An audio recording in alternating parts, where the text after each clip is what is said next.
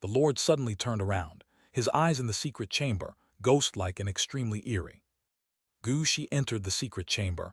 I wanted to enter to convey the Lord's orders, but unexpectedly, Gu Shi wasn't in the chamber at all. He's left the mountain. The Lord said, head to his ancestral home in Zaihe province, observe in secret but don't expose yourself. If anything unusual happens, kill him. Yes. The emissary disappeared into thin air. After the emissary left with orders, the chief strategist slowly emerged from the darkness. Lord, I have a bad feeling. You're worried this was all orchestrated by Lin Zaiasu. Yes, this person is best at catching subtle clues. If he's hiding in Gu Shi's ancestral home too, he might really find this place by following the trail. The chief strategist said, I should have made the decision earlier. If I had executed Gu Shi immediately, his sinister plan would have been cut off. The Lord gently shook his head. It's uncuttable. Uncuttable. You can slay Gu Shi, but you can't slay Qing Yan, the Lord said. If he can trace me using the clues from Gu Shi, he can naturally have the same idea regarding Qing Yan. Qing Yan is currently in Kun Kang. You can't enter Kun Kang, but he will find his way here sooner or later. The hard part has never been finding me, but realizing that I exist. The chief strategist's heart skipped a beat. The difficulty has never been finding the Lord, but realizing the Lord's existence. Others might not understand this, but he did. In most people's dictionaries, the venerable Hydra snake Lord is John Chasepur. The series of Hydra snake biographies should have ended on Ney Island. If that were true, the real Lord would drift beyond the focus of everyone. However, indications show that Lin Zaiasu was not fooled by this camouflage. He's already reached this understanding. Reaching this understanding is the hardest part. Once he has this recognition, he has an opportunity. It can be seen from this Qianlong release that he has already made a move. Currently facing Gu Shi. Gu Shi was caught off guard. Even if the Lord cuts off Gu Shi's trail, there's still a fallback, which is Qing Yan. Moreover, Qing Yan is an anomaly. She cooperated with Lin Zaiasu across space. She doesn't give the Lord a chance to cut her off. She's entered Kun Kang. And Kun Kang, where the Lord once had infiltration opportunities, now has none. The entrance to Kun Kang is controlled by Qianlong. You can't get messages to people inside Kun Kang at all. This situation in Kun Kang was actually orchestrated by Lin Zaiasu. The grand scheme he laid out is gradually squeezing the Lord's operational space. This chief strategist suddenly realized that, unknowingly, he was being completely overpowered by this uninvited strategist Lin Zaiasu. The Lord chuckled lightly. It doesn't matter. How can a tiny ant overturn the heavens? This light chuckle dissipated the boundless darkness before the chief strategist. On Wushan Mountain, Lin Zaiasu crossed the boundary between the inner and outer villages, facing the vast mountains. The tea garden was quiet in this season. No birds sang, no insects chirped, and in the bleak autumn wind, a few tender leaves on the tea trees swayed in the chilling wind. The mountain was unusually clear. There was much less fog, making the mountains seem particularly distant. Following the mountain road, the Miao family members encountered along the way donned thick jackets. After walking 10 miles, there was a cliff ahead. This was the Miao family's Wangfu Cliff. Today, perhaps it's Lin Zaios's Wanqi Cliff. Standing before the cliff, looking south is Taichung City beneath Wushan Mountain. Looking north is the 1,000-year-old Miao village. What is Yixiang doing at this moment? This little girl went on a business trip, got a position, earns over 10,000 a month, lying flat. I come to make your idle life worthless. With mischief bubbling, Lin Zaiasu's blood heated up, striding through the mountain road to the 1,000-year-old Miao village. The small courtyard gate opened gently, and the unique aura belonging to the Miaojing witch god rushed over. What kind of aura? A garden full of subtle fragrance. Under this fragrance, insects and mice do not invade. Suddenly, a soft exclamation came from the bamboo house above. Thud, thud, thud. A beautiful woman rushed out from the bamboo house, eager to jump straight down, but she turned direction, descended lightly from the ladder, and when she reached Lin Zaiasu, her face was already red. Brother. Lin Zaiasu extended his hand, embraced her waist, and pressed his warm lips to hers.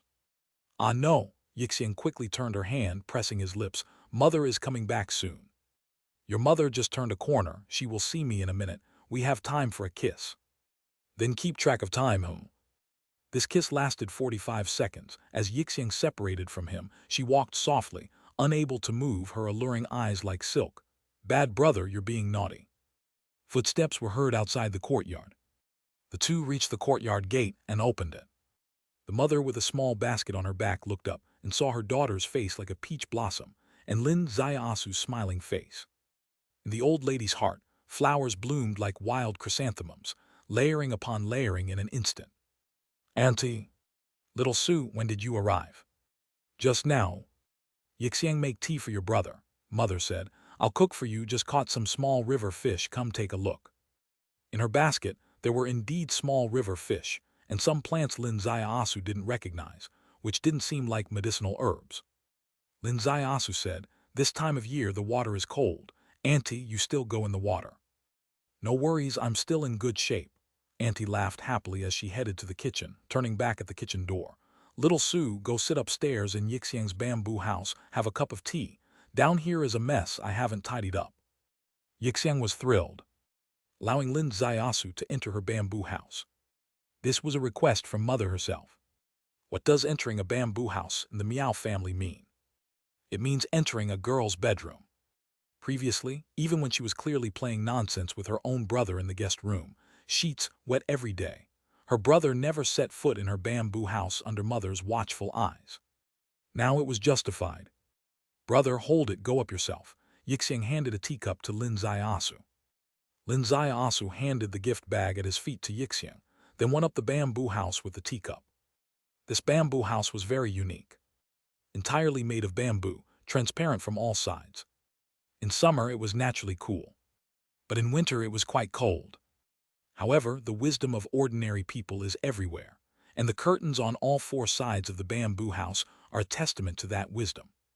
The curtains are woven from 3 layers of hemp, coated with some kind of oil that wards off wind and rain. When lowered on winter nights, the transparent bamboo house turns into a warm little cabin. At this moment, the sun had not completely set, and its warm light shone on the bamboo house. Lin Xiaosu sat by the tea table and saw a book. This book was what Yixiang had been reading just now. He arrived while Yixiang was reading this book. The book was old, bound with thread. Quite thick. On the cover, 2 archaic characters, witchcraft. He opened to the first page and felt a slight flutter in his heart. The Way of Witchcraft, integrating the essence of ancient witchcraft, compiling the 17 forms of Gu technique, drawing on the wisdom of 37 generations of ancestors, thus forming this book. The original text was in Chinese characters, but below it was a Miao language translation. This was her family heirloom. Lin Xiaosu just read a page and then stopped. At the entrance of the bamboo house, Yixiang came upstairs, holding little Hu, her cheeks flushed. Little Hu said he wanted to come see brother.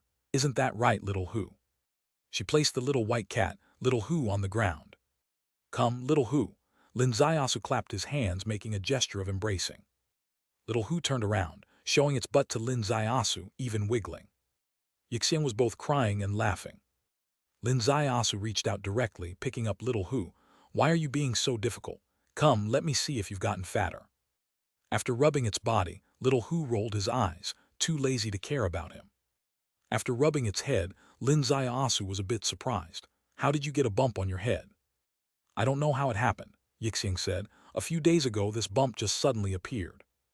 Not gone after several days." Lin Xiaosu carefully touched it, and suddenly his heartbeat quickened. This wasn't a bump. There was a bone structure inside. This was a horn. Yixiang might not sense it, but he could. He felt that this horn about to break through the skin contained terrifying power, the kind of energy from the otherworld he was very sensitive to. Little Hu was about to evolve. What does this mean? It means its disguise as a little cat couldn't hide anymore. It was about to transform into the first divine beast, Huang Jai, from the desolate ancient realm in this world. But this was quite illogical. The evolution of an exotic beast isn't a simple process, nor is it something that can happen in a short period. The Huang Jai's lifespan usually spanned thousands of years, and its evolutionary ladder should be measured in decades or even centuries. Why did it suddenly evolve? Could it be that there had been disturbances on the side of Peacock Valley? Had the energies of the otherworld once again seeped through, providing the little creature with the environment needed for evolution? A few days ago, Did it go to Peacock Valley? Yeah, that day I took it on a trip to Peacock Valley. It kept bumping into the stone wall where you engraved those inscriptions. It probably got the bump from hitting that wall. Yixiang lovingly petted its little head. Learned a lesson, didn't you? Although you're brave, your head is made of flesh. If you crash it against stone, who else but you will end up with a bump? She scolded and lectured Little Hu. Little Hu lowered his head, obediently accepting the lesson, not crying or making a fuss, being very well behaved. Yixiang raised her gaze, looking at the book on the table. Brother, want to read this book? Is it okay? This is your family heirloom. Halfway leaning out of the bamboo house, her mother busy in the kitchen, Yixiang's eyes turned to Lin Ziaosu. Am I not a family heirloom too? Doesn't brother handle and mess with me every day? I've already given myself to you. Why be stingy with a book? Sweetheart, you're too clear-headed. I'm head over heels for you. Lin Ziaosu picked her up, placing her on his knee. Yixiang giggled in his arms, dodging his ubiquitous playful hands, yet their reluctance turned into an inviting playfulness. Until sensitive spots were teased, she feared she couldn't let go, forcing herself to escape and sit opposite him. Lin Ziaosu chuckled lightly. How's the retirement life treating you? Retirement? Yixiang giggled. You know, it really does feel like retirement, reading books every day in the bamboo house, digging herbs on the mountain, with the Changsheng group wiring me a salary on the 12th of every month, more than 10,000 a month. My sisters are dying of envy. Who wouldn't envy you? Everyone under the sun would be envious. Actually, I do have tasks, really. Chapter 503, Gate of Creation. Lin Ziaosu said, what task? Chairman Ding of Changsheng Group personally talked to me, Yixiang said. He said that, although this matter is incredibly difficult, exploration through generations is ultimately a necessity. I accepted this task also because it aligns with my father's lifelong dream.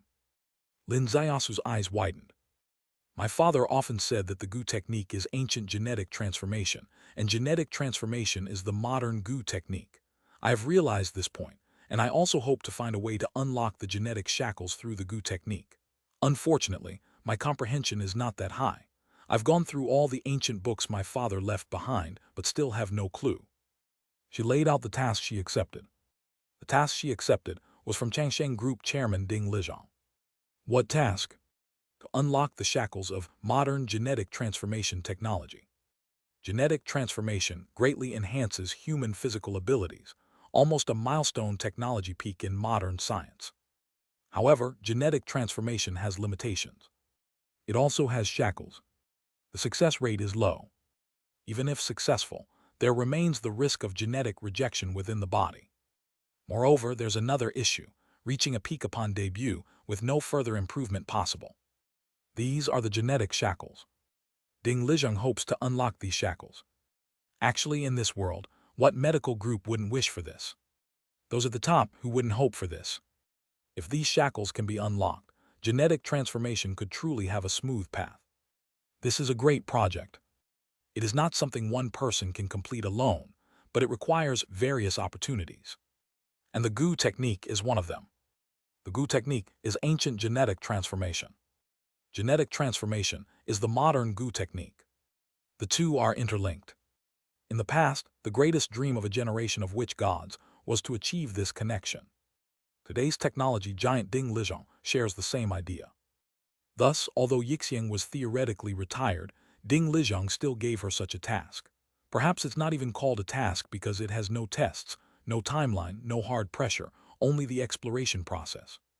Yixiang gladly accepted, because this was something she originally wanted to do. I was planning to stay here with you for a while. During this time, could we study together? Lin Ziaosu said. Yixiang was so happy she almost jumped. Everyone says you're the smartest person. Let's study together. From below came mother's voice calling, Yixiang, bring your brother down for dinner. The meal, though prepared hastily, was still very hearty. There were fresh vegetables, as well as dried ones. There was meat, cured meat. There was fish, freshly caught small river fish. They even opened a bottle of wine. The wine was the bottle of red wine Lin Ziaosu had just brought in. When Lin Ziaosu came down to the dining room, the wine was already opened, poured into a glass, and placed in the main guest position. It was the spot he had always sat in the last time he came over.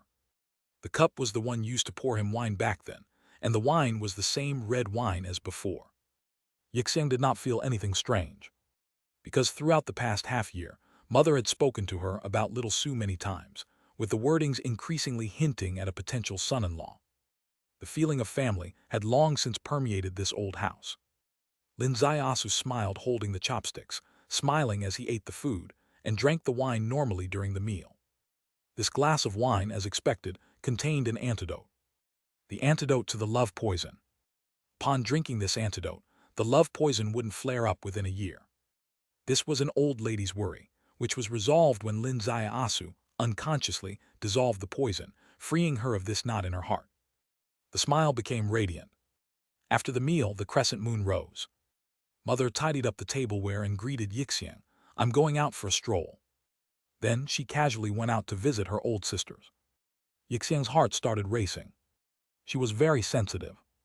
With Lin Ziasu in front of her, she couldn't help but think about tonight. She and her brother had already done it.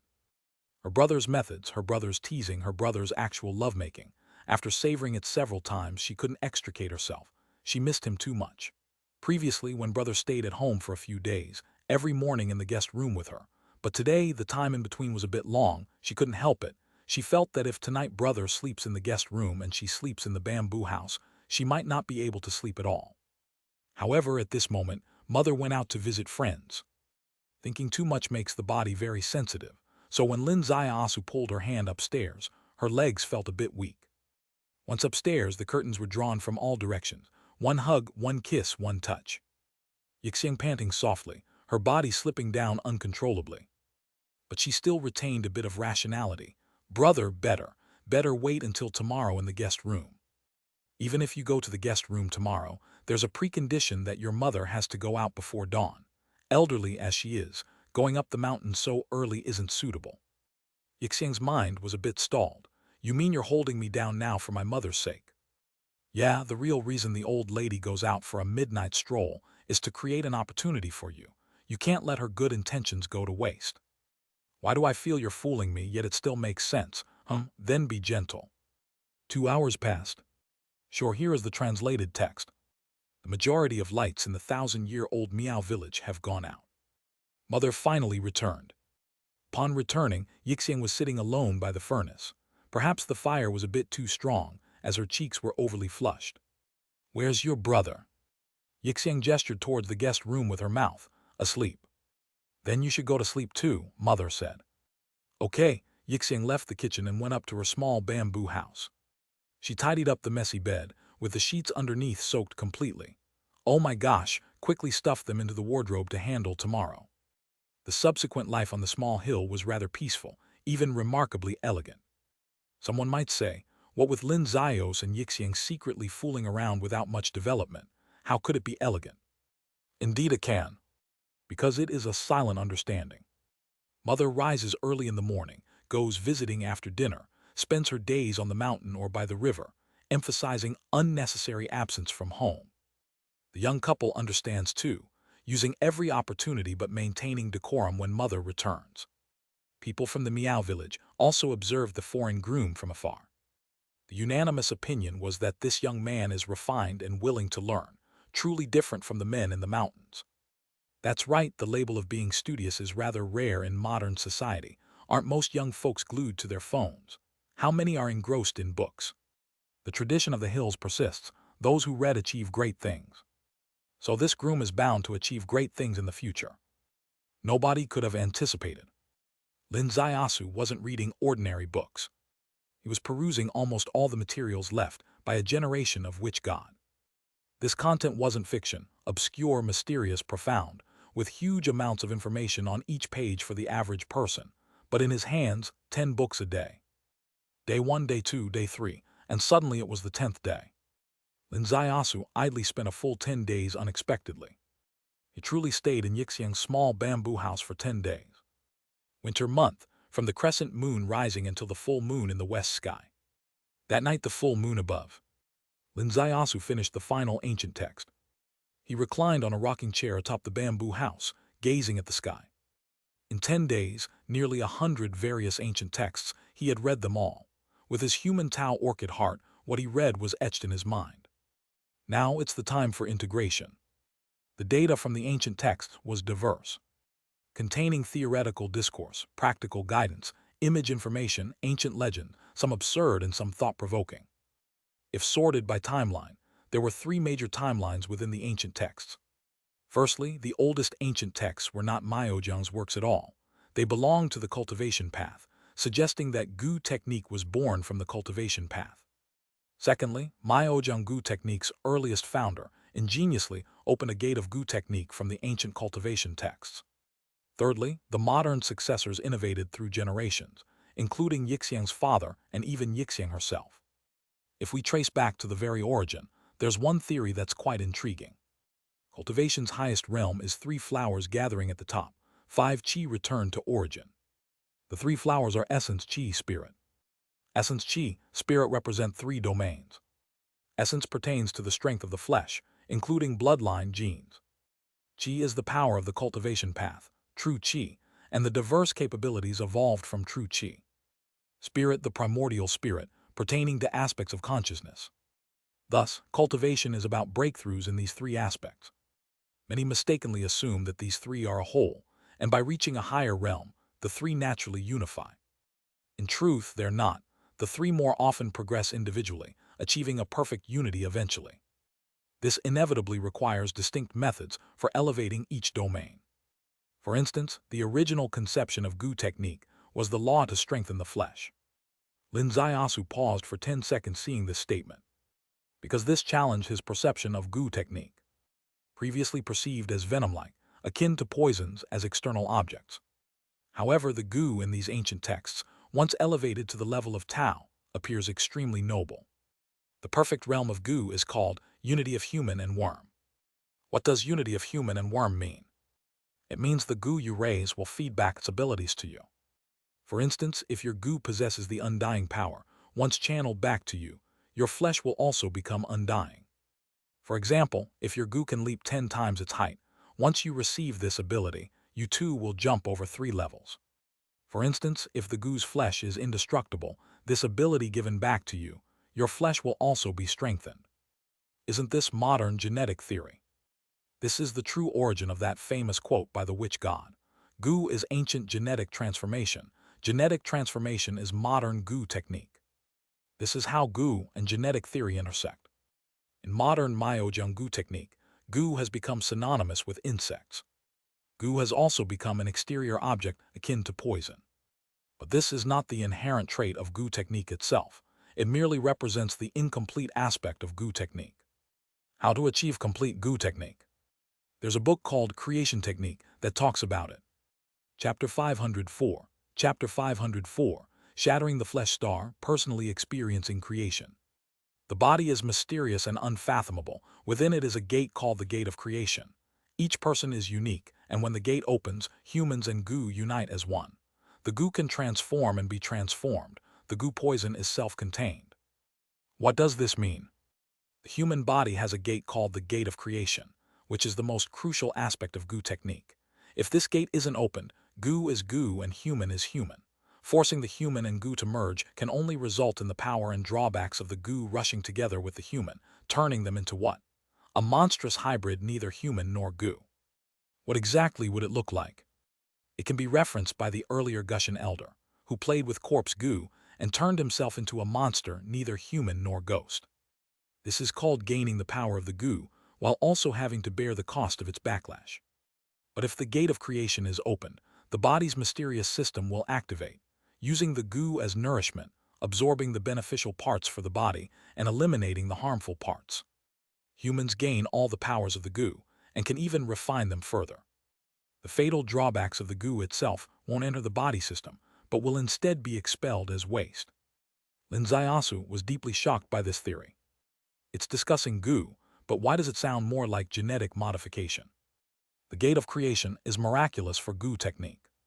But what if it's used for genetic modification? Wouldn't it be the perfect breaking method for the genetic bottleneck? Achieving the benefits of genes while rejecting genetic defects. Isn't the twofold method countless genetic tycoons globally have been searching for, just hidden within the Gate of Creation? Brother, what are you thinking? Yixiang handed him a cup of tea. Lin Ziasu took the cup. I'm thinking the gate of creation theoretically follows some rule, but where is this rule? Everyone has their own different creation, which might in itself mean that there is no rule, said Yixiang. There should still be a rule, it's just that it's hard for ordinary people to capture this rule. Should I try energy sensing on you again? Yixiang rolled her eyes. You've used this excuse to play me 4 times, each time claiming to sense energy, and in the end, you sensed water instead. Isn't that just your favorite? Yixiang was biting back a curse. You scoundrel, you didn't go downstairs last night. My mother has been off all day today. I didn't notice anything off with her. She's smiling like a flower today. Didn't you see the story behind that smile? Maybe. She abruptly stopped talking, because what she wanted to say was a bit difficult to express. She was a bit worried about her mother's upcoming reaction. Her mother's reaction would probably have 2 outcomes, either putting a goo on him or urging him to propose quickly. Putting a goo, Yixiang couldn't accept. Her dictionary hopes her brother loves her not due to the threat of goo, but from genuine affection from the heart. Letting him propose, Yixiang from the bottom of her heart hoped for it, but she also knew this wasn't realistic. Ever since she was with him, there was an agreement that she wouldn't affect his prospects of finding a wife externally. She couldn't ask him to forsake an entire garden outside for her alone. Come, let's try again. Lin Ziyasu lifted her up. Yixiang softly murmured, Brother, you really should take it easy. I feel like you're getting stronger. As soon as she said this, Lin Ziyasu suddenly froze, completely stalled with the subsequent actions. Yixiang lifted her face, saw his expression filled with a thoughtful gaze. Brother, you. Lin Ziyasu raised a finger, pressing it on her lips. 3 seconds passed. Lin Ziyasu suddenly laughed. Yixiang, you gave me an inspiration. What? You said I'm getting stronger.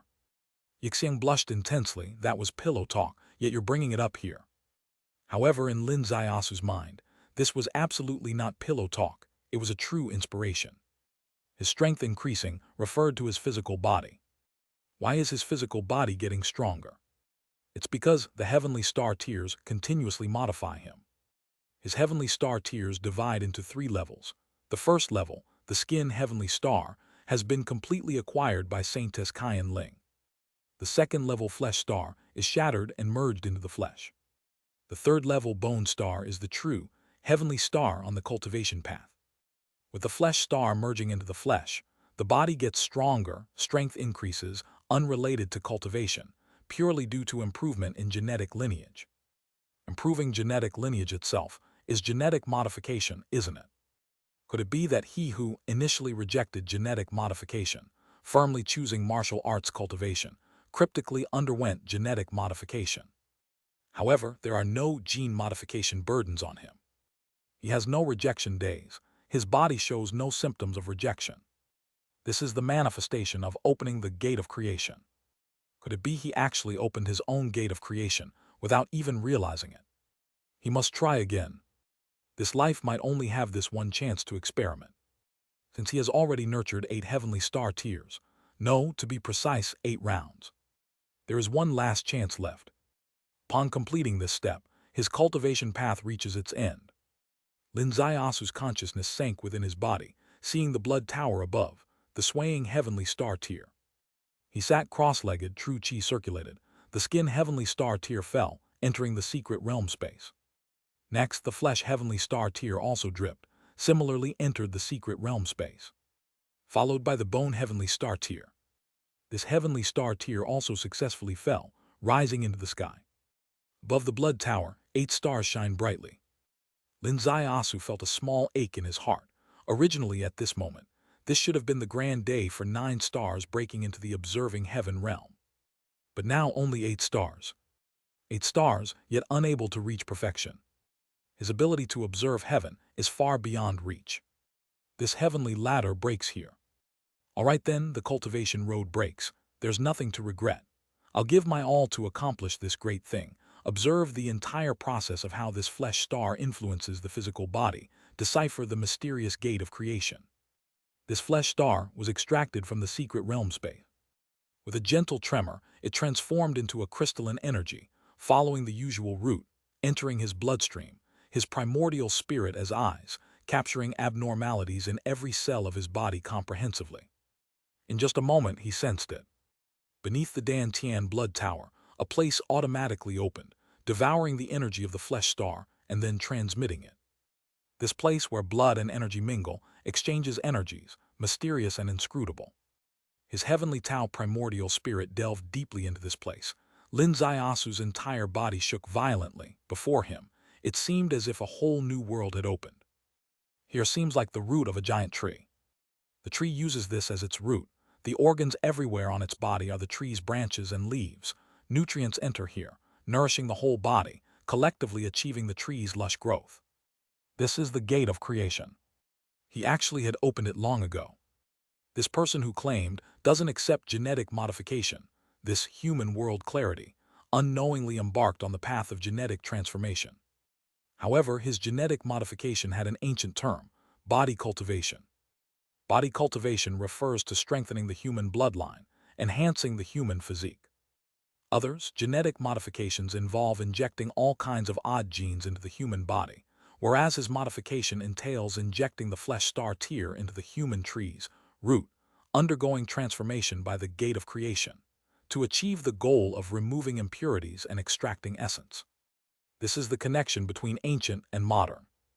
This is the analogous door between the cultivation path and genetic transformation.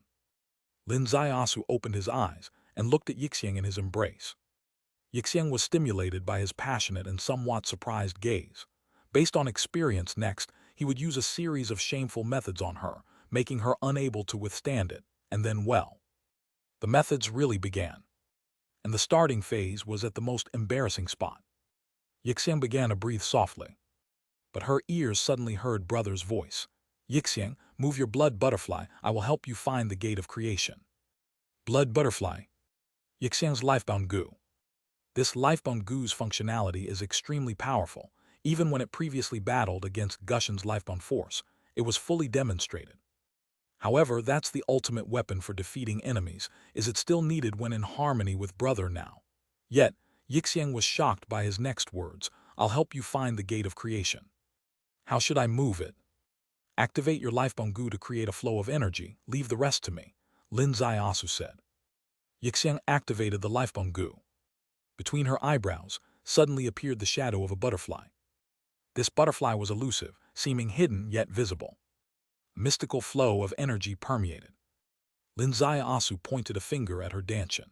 His heavenly Tao primordial spirit entered her body, capturing the energy pattern formed by the lifebound goo. Everyone's gate of creation is different, dependent on the differences in the human body and the differences in the goo technique. To find that mysterious and profound place through the convergence of goo technique energies is inherently impossible, but Lin Zaiasu wanted to create a miracle. He aimed to use his unparalleled insight, infinitesimal judgment, and his familiarity with various human organs to find this crucial point. Time gradually passed. Lin Zaiasu remained fully focused.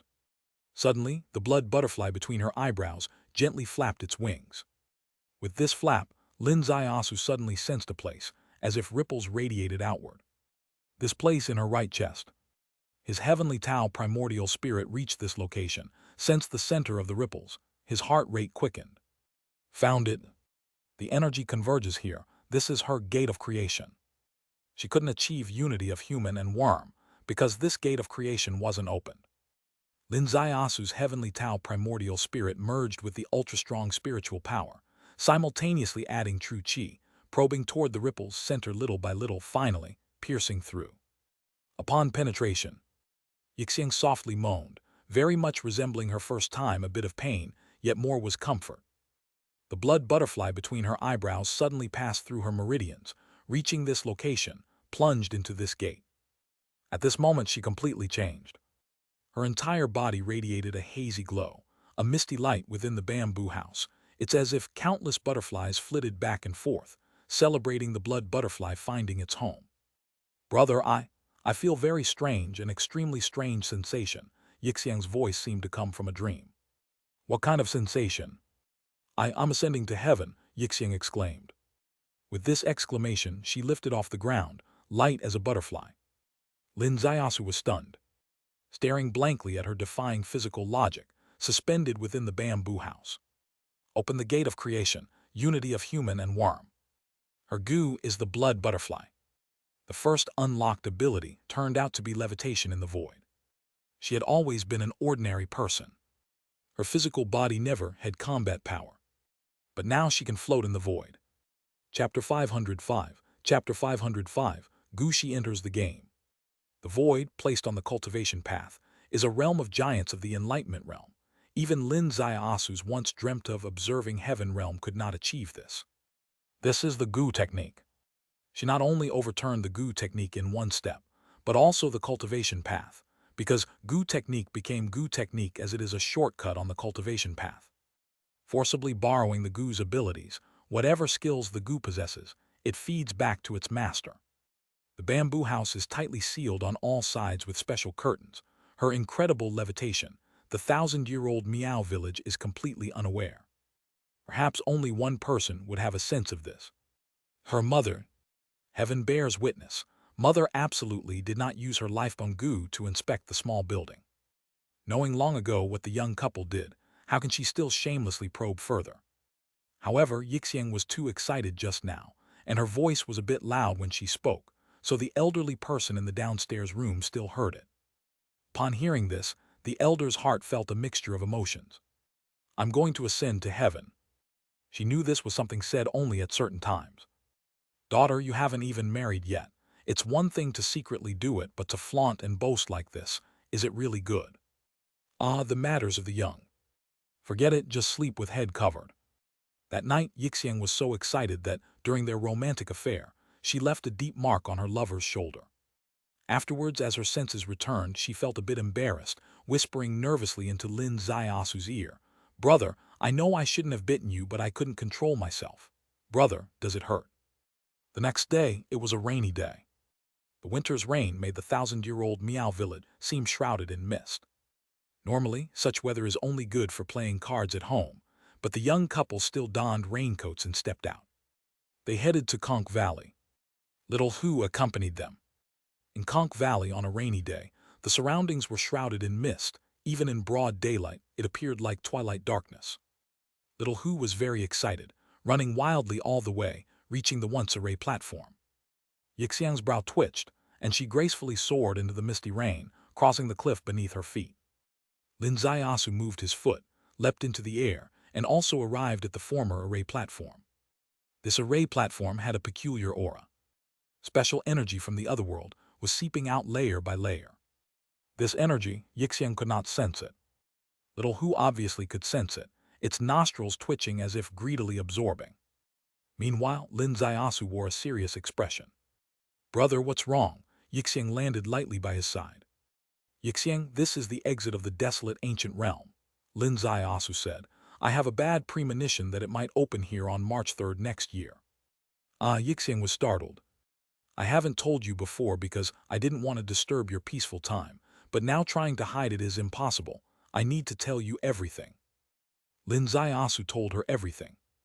This world is not what it seems before our eyes. This world has many folded spaces. Here is an array platform, sealing the exit of the desolate ancient realm. This array platform had problems before. The last time Lin Zaiyasu came, it was to repair this array platform. The array platform has been repaired, however. The essence of an array is to borrow the mighty power of heaven and earth to form great powers. If the heavenly Tao changes itself, the array will also briefly fail. Heavenly Tao has several change days. Ecliptic Change Day, Equatorial Split Sun Calamity Day. Next year, March 3rd, is the Equatorial Split Sun. At midnight, the array will fail, and it's highly likely that exotic beasts or even people from the otherworld may break free. And even further, the array might be completely torn apart, opening the folded space. Yixiang's face went pale. If the folded space really opens, what will happen?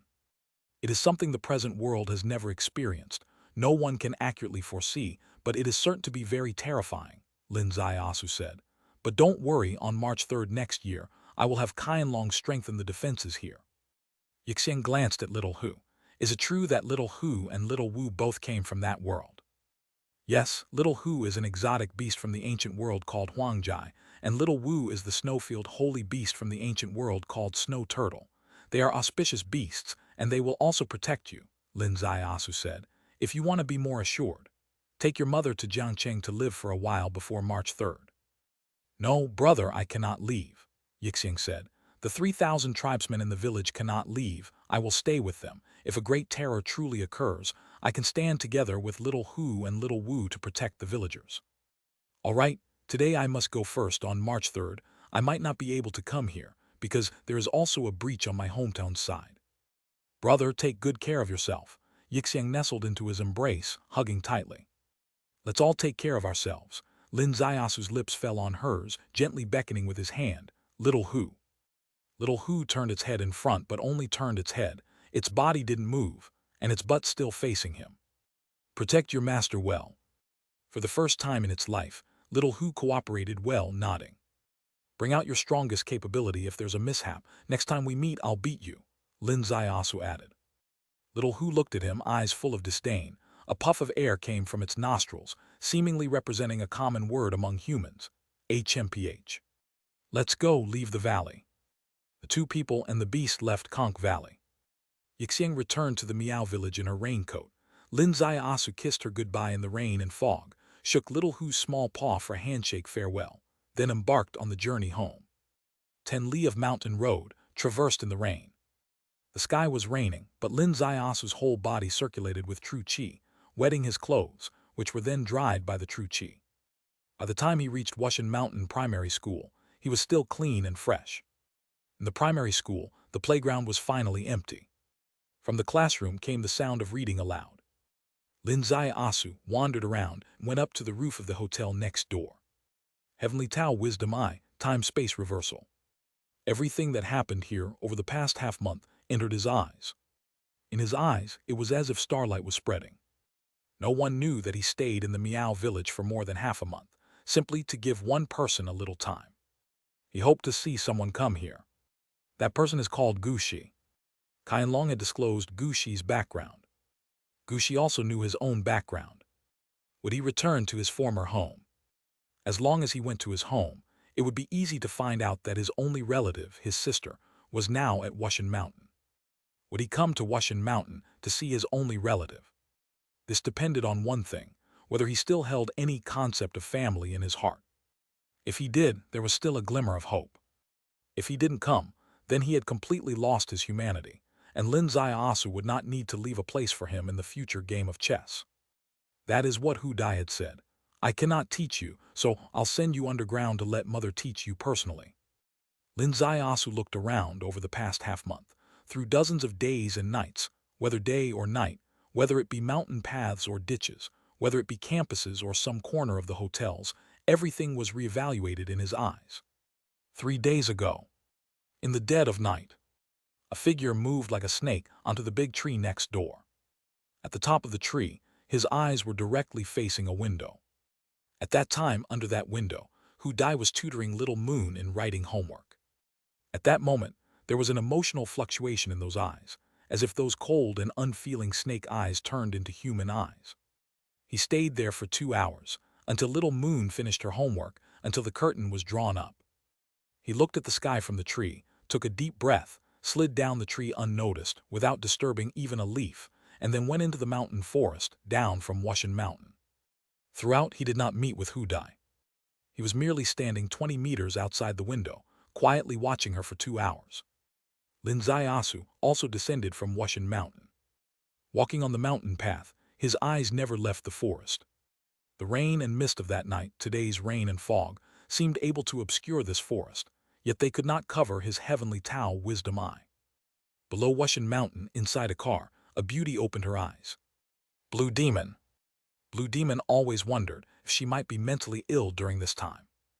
Knowing well that he went up to Wushan Mountain for Yixiang, yet she still waited in this car. The first day, she used tasks to convince herself. The third day she used, he might come down the mountain soon to persuade herself. On the 10th day, those excuses scarcely convinced herself. Today, she felt she had a bit of a grievance-laden woman's potential. At this moment, amidst the rain and mist ahead, some handsome guy was walking down with flair, enveloped in the misty drizzle, appearing so elegant, much like an ancient Jiangnan philanderer. The car window opened silently. The car window was silent, but Lin Ziasu's sensing power was unmatched. Any slight movement was within his perception. Once the car window opened, his gaze locked onto this seemingly unremarkable car in the parking lot. Upon seeing Blue Demon in the car, a smile like that of a roué spread across his face. "Hi, senior sister." Lin Zaiasu stepped to the side of the car, popping his head inside. "In such a mood, in such fog, for whom are you waiting in the car?" "For a shameless junior brother," Blue Demon pouted. "Get in." The car door opened. Lin Zaiasu entered the car, closing the door behind him. Once the door closed, the wind and rain outside, the car noise outside, seemed completely sealed off. "Did you have fun?" Blue Demon asked. "Damn, calling my tough waiting at Wushan Mountain for half a month, for which Qianlong theoretically should reward me with a 500,000 bonus. Mere fun," Lin Zaiasu protested unhappily. "Hard waiting, aren't you hard, cultivating?" "That cultivating, is it proper?" "Just think with your toes and you'll know if it's proper," Blue Demon pouted. "What if the seemingly improper actions ultimately achieve a proper outcome?" Lin Zaiasu said. Blue Demon's eyes suddenly brightened. "Did you gain something?" 3 days ago, midnight, someone went up to Wushan Mountain, sat on the treetop near Hu Dai's window, staring foolishly at her for 2 hours. Blue Demon's heart pounded. "Gushi." "Theoretically, yes," Lin Zaiasu said, because his movements were truly snake-like. Chapter 506, Chapter 506, Who is Qing Yan? "Can you catch up?" Blue Demon grabbed him. Lin Zaiasu glanced at her. "Are you forcing me to say my motto? You can doubt my character but not my track." Blue Demon took a deep breath. "So now it's tracking time, right?" "Yes," Lin Zaiasu said. "I'll drive." Blue Demon flipped over, seamlessly sitting beside Lin Zaiasu. Lin Zaiasu moved from the passenger seat directly to the driver's seat. "Driving won't affect conversation, right?" Blue Demon said. "Of course it won't. Say whatever you want." Lin Zaiasu's car started, speeding onto the road ahead. After discovering his origin, Gushi actually came to find his sister. "You used a term not suitable between siblings, obsessively looking to imply something. He still has a familial concept, right?" "Yes." "Does it indirectly show there's hope for him?" "It's premature to conclude, but at least there's a slight chance." Lin Zaiasu's car turned, driving onto the highway. "I understand. Now it's about winning Gushi's cooperation," Blue Demon said. "What kind of plan did you design to move him?" "Find him, give him something, and say a few words." "That simple?" "Things are inherently simple." Lin Zaiasu showed a slight smile. Blue Demon looked at him, eyes full of doubt. In Blue Demon's dictionary, and indeed in almost all of Qianlong's dictionary, persuading a traitor is a profound study. You need to accurately grasp the psychological vulnerabilities of the traitor. You need to use all kinds of methods to conduct a defection. How can yours be this simple? However, in Lin Zaiasu's dictionary, the matter itself is indeed simple. His magical tracking technique made incredibly complex matters simple. As soon as Gushi appeared, he could trace Gushi's action chain and reverse where he came from. He would know soon. The mysterious lord, no matter where he hides on Earth once he starts being with Gushi, will be exposed. Blue Demon believed that Gushi's cooperation with them was the most crucial element of a successful action. But this has been overturned. If Gushi is willing to cooperate, it will only form Gushi's personal redemption, not change the outcome. Blue Demon couldn't understand. She couldn't have imagined that Lin Zaiasu's miraculous detective skill had already gone beyond the magical boundary and entered realms unknown even to the contemporary people, or even the high-level mentors on the cultivation path. His reverse time, strictly speaking, isn't called a technique. It's a law, it's the time law. What is the time law? On the cultivation path, the pinnacle is the Heavenly Tao 7 techniques. Among the Heavenly Tao 7 techniques, time is the sovereign, space is the king. Blue Demon took a deep breath. "I remember what you said half a month ago. If Gushi doesn't show up, you actually have another way." "Yes." "That method is your real reason for confidence," Blue Demon said. "Can you tell me, where does your confidence come from?" Lin Zaiasu laughed. "Qing Yan." "Qing Yan, you know who Qing Yan is?" Lin Zaiasu said. "I have to say, there's an old saying that's very true. Reading 10,000 books is not as good as traveling 10,000 miles. During a long journey, I once met a Tibetan girl. Her name was Dawa. We teamed up to enter Mian Road. This encounter, strictly speaking, wasn't that long ago. From the perspective of time, it was merely 2 years. However, the true sentiment of things changing doesn't only take time as a dimension, it also considers many upheavals. At that time, he didn't yet know the cultivation road. In terms of cultivation, he was equivalent to a broken seer. He didn't know the underworld. He only knew the place name of Kun Kang. The mysterious veil hadn't been lifted at all. He tried to explore Kun Kang, went into Mian Road, and along the way encountered a group of people, one of whom was Dawa. Dawa in Tibetan means moon. She fully embodied the meaning of this name. Kind, pure beyond comparison. Lin Zios weaved a love story for her, such an idealistic, heavily sugar-coated love story, so common it would fall flat outside, unconvincing even for middle schoolers, yet she fully believed it, embraced a strong romantic mindset, helped him into Mian Road, helped him find the poison antidote Jade fruit. However, on Mian Road, she exhibited a power that made Lin Zios's heart pound. This power seemed to be able to drain the vitality from any creature that neared her in an instant. For example, the evil wolves on Mian Road. Others killed wolves by either chopping off the head or throwing them off a cliff to die, but she would directly extract the vitality. Wolves touched by her tender palms felt like wolves that had been dead for months. Lin Ziasu himself didn't feel this horror because Dawa appeared to him like a kind neighbor's little sister. Not only innocent, but also very moving. For example, she entered Kun Kang, specifically to find him the precious antidote, Holy Branch Dew. Such a rare detoxifying holy medicine she sought especially for him, waiting on campus just to give it to him. Because she wished to see Lin Ziasu and little Yi, to see their sky. This story, recounted for the second time. When mentioned for the first time, they faced Chang Yi. The second time it was mentioned, it was the blue demon. The results of mentioning it twice were naturally completely different. The first time, Chang Yi was a bit moved, not knowing what to say. But when it was mentioned to the blue demon this time, the blue demon's expression changed. Such an innocent and kind-hearted young girl, could she really be the deepest hidden nirvana of the nine-headed snake? Are you sure? Pretty sure. Just because her unbelievable special ability aligns perfectly with Qing Yan. Of course, it also has to do with her hometown and origins.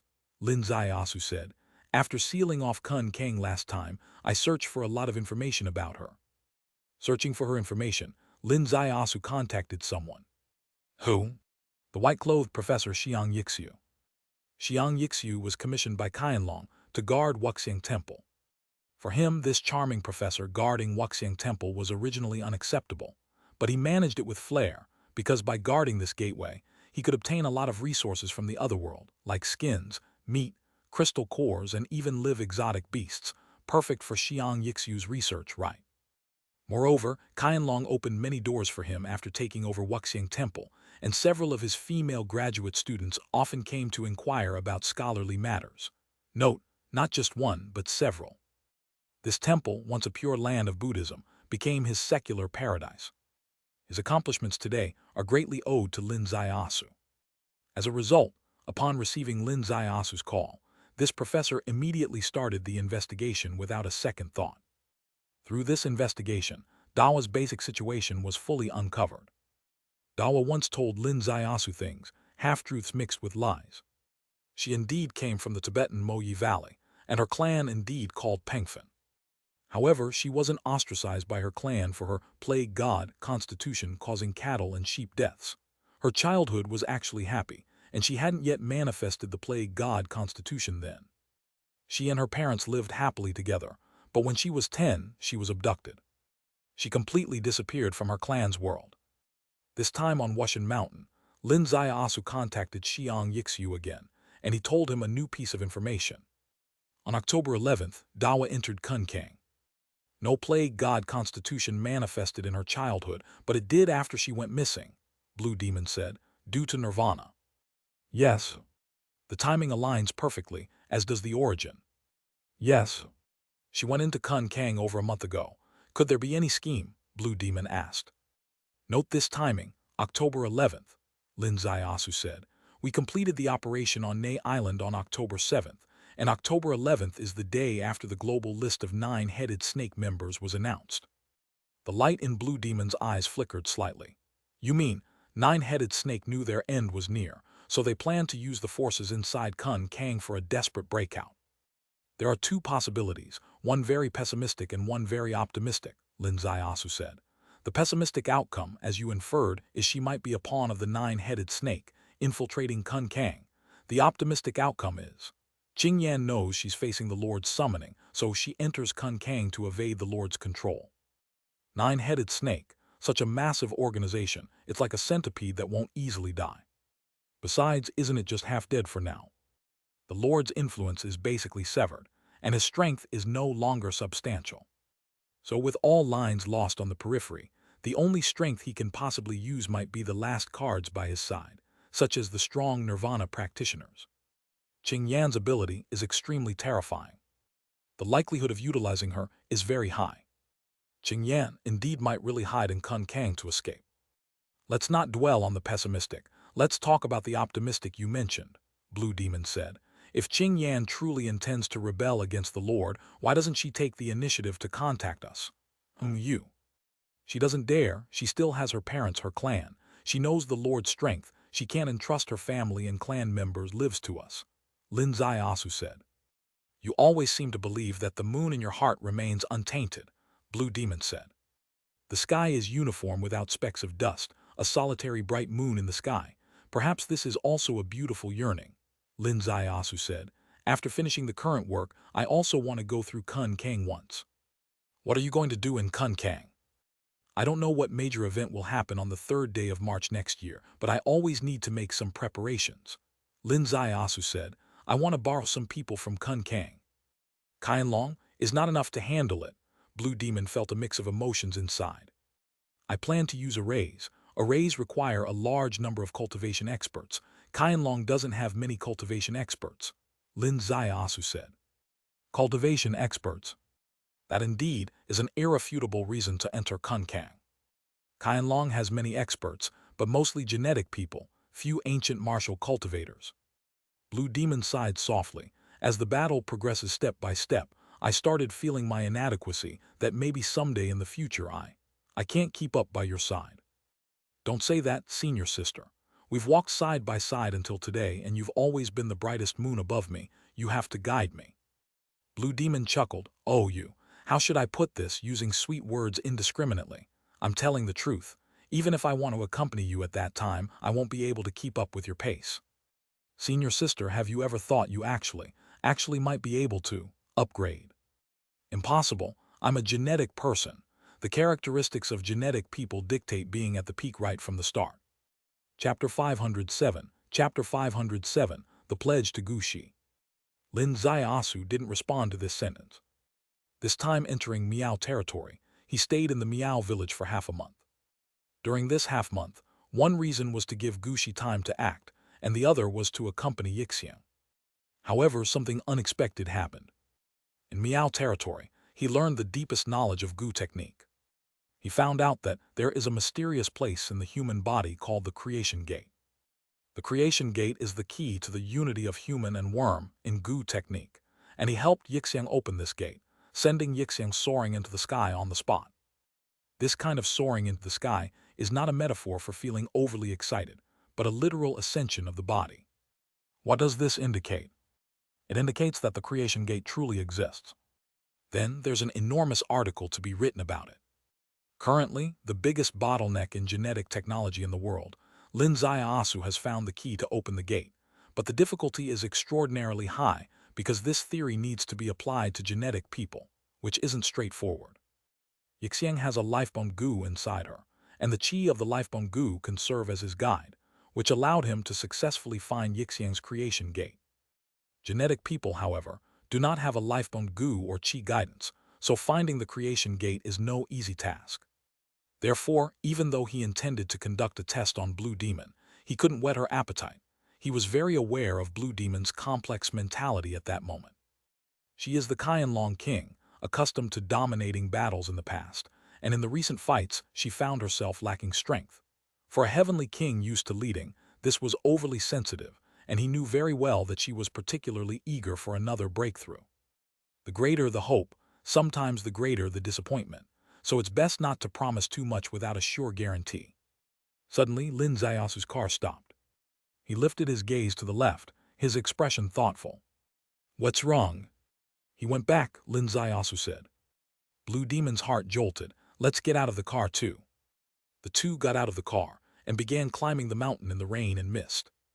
There was no path on the mountain, and it was even more so in the rain, but as Lin Zaiasu entered the forest, there seemed to be a clear trail under his feet. Blue Demon originally had no confidence in this kind of tracking, but after being with him for a long time, her confidence in him was unprecedented. Soon she saw traces. On a piece of soil ahead, someone had passed not long ago. No footprints but traces. Her heartbeat accelerated. This person they were tracking was no ordinary individual. This was a Nirvana from Nirvana Island. And he was one of the most terrifying people among them, experiencing Nirvana once every year. He had been off Nirvana Island for 3 years, during which he had undergone 3 upgrades. Such a person was not comparable to Baofeng or Iceblade.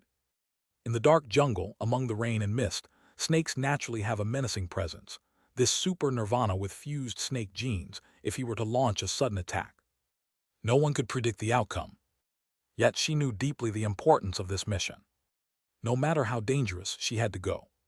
Her senses were on high alert, listening and watching everything around her, with the invisible dragon eye using her hair as a fulcrum to detect in all directions. The rain continued to pour in the mountain. The fog enveloped the mountain. She couldn't sense the enemy's presence, only a chill perhaps coming from within, quietly spreading. Lin Zaiasu seemed relaxed, but his relaxed demeanor usually was deceptive. At that moment, he was equally on high alert. Even though Gushi had been outside Hu Dai's window for 2 hours, like a man awakening to his conscience. But if you measure a Nirvana from Nirvana Island with conscience, that would be naive. They continued on their way. He followed Gushi's path over the past couple of days, making a big circle, arriving once again at Wushan Mountain. 2 days had passed, and he had been circling around. Blue Demon's voice quietly reached his ear, going in circles. Could it be? Could he have predicted we would track him beforehand?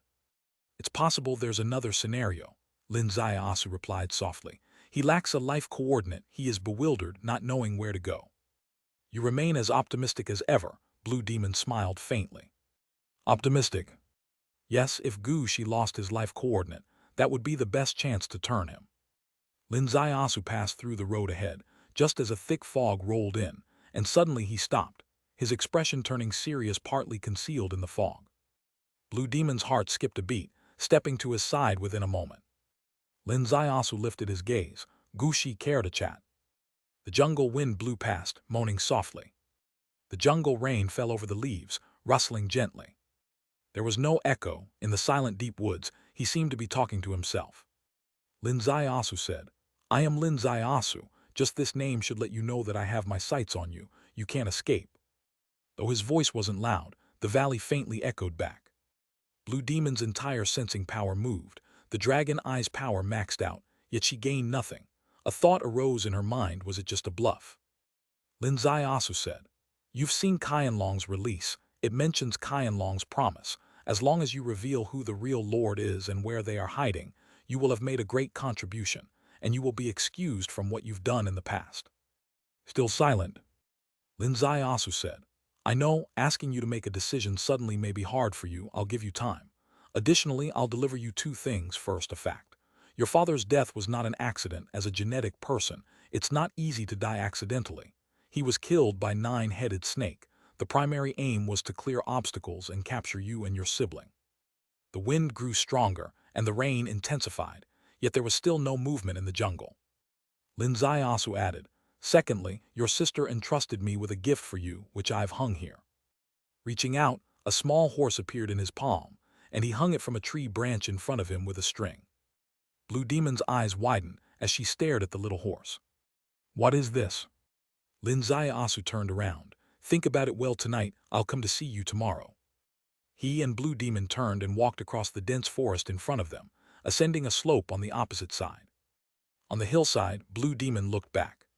The dragon eye's long-distance vision was immediately maximized. Her heart suddenly leaped. A sliver of sound passed to Lin Zaiasu. The little horse is gone. Lin Zaiasu smiled faintly. Let's go downhill and find an inn. The two walked down the slope, emerging from the rain and mist, to a tasteful tavern by the main road near the Nanchuan River, called Fengwu Mountain Residence. They stepped onto the highway, and Lin Zaiasu's clothes dried naturally in the wind. Blue Demon's clothes also dried naturally. They entered Fenggu Mountain residence, slightly smiling at the receptionist. "One room, please." They entered a guest room on the third floor. Lin Zaiasu plugged in the electricity and boiled some water. Blue Demon gently arranged her disheveled hair, her gaze slowly shifting over. He was really in the jungle just now. Of course. What purpose does that little horse serve? That was a horse who Dai folded for him years ago, using reeds by the roadside. He regarded it as precious. When a classmate tore off its tail, he even got into a fight with them. I see, you told him two things, both lethal to the core. First, that he has a vendetta with the Lord for killing his father. Second, you give him a familial connection. Blue Demon said, "Are you confident he will really stand on our side?" 90%, Lin Zaiasu replied. "A 90% certainty. I still feel you're being overly optimistic. It's not that easy to suddenly switch sides," Blue Demon said. If without external force, expecting him to suddenly change his stance would indeed be overly optimistic. Lin Zaiasu smiled mysteriously. "But if I'm not mistaken, there will be external forces helping tonight." Blue Demon's eyes widened. "What external force?" Lin Zaiasu's gaze turned towards the jungle. "Do you think only the three of us are in the jungle?" Blue Demon's whole body shuddered. There were more than just them in the jungle. There was a fourth person. This fourth person was the assistant he was referring to. "Oh my God, I am the Qianlong King. Why do I increasingly feel like I'm so inexperienced? If it wasn't for him, I wouldn't have discovered the existence of Gushi in that jungle at all." Yet he could detect it. Not only Gushi, he also discovered the fourth person. This invisible man, he even prearranged a position for them on the chessboard. Blue Demon took a deep breath to calm her inner turmoil. Is this invisible man sent by the Lord to monitor him? Yes, I told Gushi those words also to inform this observer that Gushi cannot escape my grasp. If they desire the Lord's safety, they must kill Gushi. Blue Demon's eyes suddenly brightened. Next, it's Gushi's turn to counterkill. If Gushi kills the person sent by the Lord, he must completely remove the Lord to ensure his own safety. This is the pledge. Lin Zaiasu picked up the boiled kettle. The opportunity is given to him. It's up to him how to choose. In the jungle, the autumn rain continuously fell. The rain mist lingered in the jungle, making it as dark as dusk despite it being daytime. Under a tree within the shadows stood a young man, his face extremely pale, rain trickling down his hair, down the little horse in his hand. His gaze, once as venomous as a snake, was now filled with bewilderment. This little horse, in theory, he had never seen before, so why did holding it give him an inexplicable sense of familiarity? Some seemingly dreamlike fragments of memory once again flowed through his mind, turning into clearer images. Why do these images appear in his mind? And when did they start appearing? After the second nirvana. Every nirvana is a rebirth, but with each rebirth some scattered images arise. A remote village, a little girl, an old tree, a rundown campus, and now a little horse. The images of this little horse slowly emerged in the rain mist, gradually connecting. Slowly freezing into a young girl from back then, today's teacher who died. Sister, this is the little horse that sister folded years ago. Suddenly a sinister voice came from the jungle. Gushi, do you want to rebel? The voice was elusive, seemingly coming from every wisp of fog. Gushi slowly lifted his head. Wu Guang, you're tracking me. You left without notice, departing from Li Mountain, that's courting death, but the Lord values your talent and is reluctant to kill you outright. But today, you've committed a grave mistake by presenting yourself to Lin Zaiasu. Your existence now threatens the Holy Mountain's safety, Wu Guang said. Sorry, you must die. As the voice fell, the mist suddenly condensed. With a swoosh, Gushi was covered in blood from head to toe. The intangible and formless mist at that moment seemed to become a sharp sword, piercing forcefully through Gushi's entire being. Chapter 508, Chapter 508, Meeting Gushi. However, just at the moment of penetration, Gushi's hand suddenly lifted, bending backward as if completely boneless. Swoosh! His sharp fingertips pierced through a person's throat. This person was a young man. At least he looked very young. His eyes opened wide in disbelief, looking at the back of Gushi's head. Strangely, Gushi's head turned around, his eyes filled with coldness and cruelty. Wu Guang, Everyone says you switch between reality and illusion. Physical means can't kill you, but I've studied your genes. I discovered that at the moment you act to kill, you must switch from illusion to reality, and if I cut off your root of transformation at that instance, you will die too. You, Wu Guang hissed. Hiss. Gu Shi's fingers suddenly spread, and the puncture on Wu Guang's neck tore open. A very peculiar person in the nine-headed snake organization, Wu Guang the special envoy, dead. And Gu Shi, wounded all over, bleeding profusely in the rain and mist. But this blood began to slow visibly, gradually sealing and healing. This was Gu Shi's method of killing Wu Guang. Not competing in skill or speed, just one thing. Desperation. Wu Guang wanted to kill him, then go ahead. At the instant you're killing, counterkill. Trade severe injury for your death. On this rainy night, Fenggu Mountain residence was very quiet. Blue Demon lay in bed. Lin Ziasu sat in a chair by the window. Blue Demon looked at him several times, his eyes closed, seemingly asleep. But she certainly knew he wasn't actually asleep. Tomorrow might be the most intense battle. Go to bed and sleep, Blue Demon said. It's nothing. Tomorrow there's probably not going to be a fierce battle, Lin Ziasu said. Blue Demon was reluctant to insist. She lay in the darkness, quietly looking at the ceiling. Outside the window, the rain and mist were hazy, and in her heart it seemed hazy too. Meeting him for the first time was also in Bainan province. At that time, she was entrusted by Chang Yi to look after him. She knew super expert Du Tian, intended to kill him in revenge for the hurt brother's grudge, so she hurried to his side. That's how they had their first encounter. Meeting him, her initial intentions were twofold. One was Heavenly King's protection. The other was on behalf of her best friend to check whether this man, who troubled her best friend, was worthy. The intention was indeed right. The actions can't be said to be improper. However, as the road unfolded, Blue Demon herself gradually got lost. She made a mistake every woman makes, spending a long time with a man sufficiently excellent, who continually refreshes the astonishing level. Her heart quietly deviated. His wisdom, his combat power, his humor, his handsomeness, his uniqueness, little by little, layer by layer, turned her, the Qianlong king, her, the transformed king in the genetic realm, gradually into a little woman. Gradually, she started looking forward to seeing him. Gradually, just being beside him made her feel happy. She knew this was her best friend's man, genuinely her man. She shouldn't have improper desires, especially when her best friend was nearing life's end. Therefore, before Mid-Autumn Festival, she always emphasized the non-existent relationship of senior sister and junior brother. But on Mid-Autumn Festival, seeing her best friend was failing. He exhibited Blue Demon's most shocking operation. He willingly abandoned his own cultivation road just to pull Chang Yi back from the brink of death. The pain and suffering of those few days, the difficult decisions during those days, his unwavering actions, his unwillingness to be a god, only willing to be a human, deep affection. Blue Demon completely fell. Afterwards she joked, I personally allow you to cheat 30 times. She really hoped this annoying junior brother who always flirts when speaking would reply, then I'll flirt with you, senior sister. If he replied like that, she'd be willing to be flirted, teased, or even troubled by him. But he didn't make that joke, and they maintained that unspeakable sentiment between them. When will the rain outside stop? When will the paper-thin layer over the heart be cleared with rain and clouds? With these thoughts, Blue Demon drifted into slumber. In the morning, the autumn rain that lasted several days stopped. The mountains and forests outside were washed very clean, clouds opened, a ray of sunlight pierced down, mountains' mist outlines become clear, mountains, village, rivers together made a picturesque scene.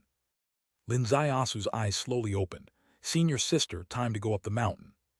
Going up the mountain followed yesterday's path. Crossing slopes, passing valleys, arriving at the place where Lin Ziasu hung a little horse with a thin thread yesterday. The little horse was gone. The thin thread was also gone. The forest remained as quiet as yesterday. Even quieter than yesterday. Because yesterday at least there was the sound of rain. Today, only the morning sunlight through the remaining rainwater on branches painted a silent forest calm. Lin Ziasu advanced all the way, arriving before a cliff, quietly watching for a while. Then turned back, reaching another cliff. This cliff wasn't high, densely covered with vegetation.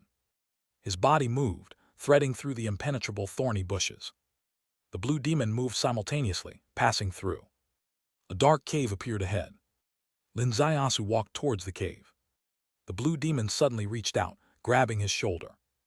Lin Zaiasu's gaze returned, meeting hers, and gently patted the back of her hand. The two entered the cave side by side. The cave was very dark, with rainwater seeping all around. Inside it was very quiet, seemingly devoid of any signs of life.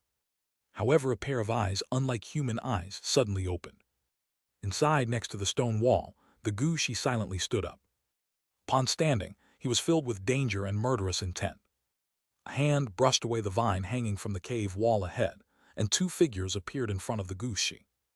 In the eyes of the Gushi, shadows spread, like a venomous snake awakened in the depths of the cave. Lin Zaiyasu smiled faintly. "How are your injuries?" The word startled the blue demon slightly. Was the Gushi injured? At least she couldn't tell.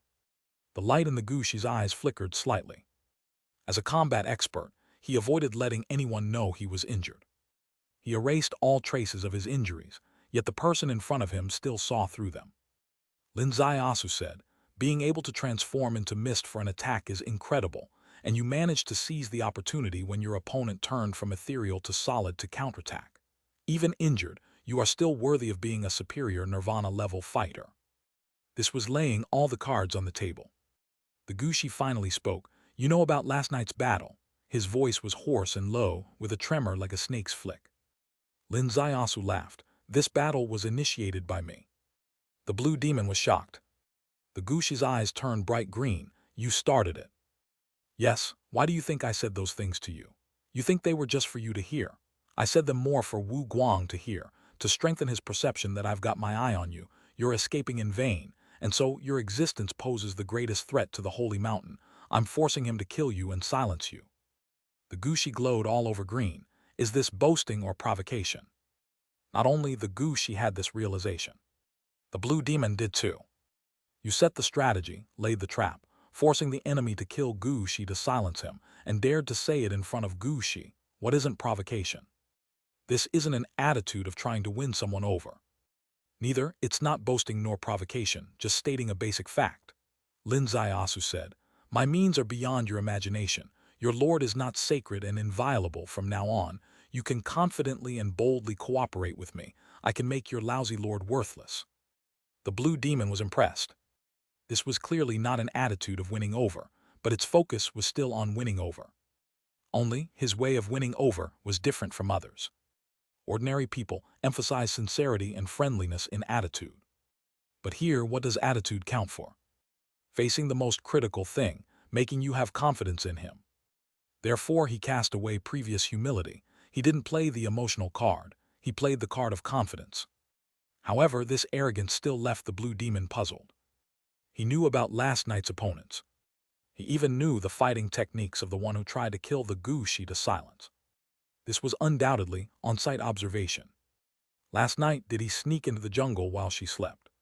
And she was completely unaware. Is that possible?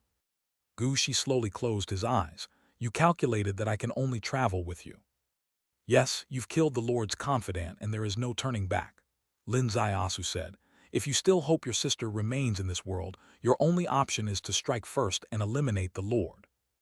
Gushi slowly opened his eyes at this moment. His eyes lost their initial venomous intent. You're very familiar with my sister. In this world, I am probably the person who understands her the best. No exception. Gushi slowly raised his gaze. Yes, even I don't understand her. I didn't even know she had such a big daughter. That's not her daughter, Lin Zaiyasu said. That's you. Gushi's eyes widened. Not her daughter, it's me.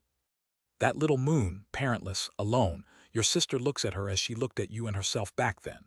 Lin Zaiyasu said, Gushi, you are lonely in your world, but you wouldn't have thought the version of her on Wushan Mountain is lonelier than you. Gushi's hand slowly lifted, holding yesterday's little horse. She gave this to you. Yes. What did she say? She said if you remember this little horse, she's waiting for you on Wushan Mountain to return. If you don't remember, it's okay. She will go to your parents' graves and tell your mother she is useless. She's a failure. She couldn't discipline her brother. Only send him underground to be disciplined by mom's own hands. Gushi trembled slightly. Did she really say that? You can go and ask her yourself, Lin Zaiyasu said. Gushi slowly raised his gaze, quietly watching the sky. There's no sky here, only cave walls. He quietly watched. For a long time he slowly lowered his head. I know what you want, but I must give you a piece of advice. That mountain gate, Qianlong might destroy it with a wave, but the Lord you can't kill.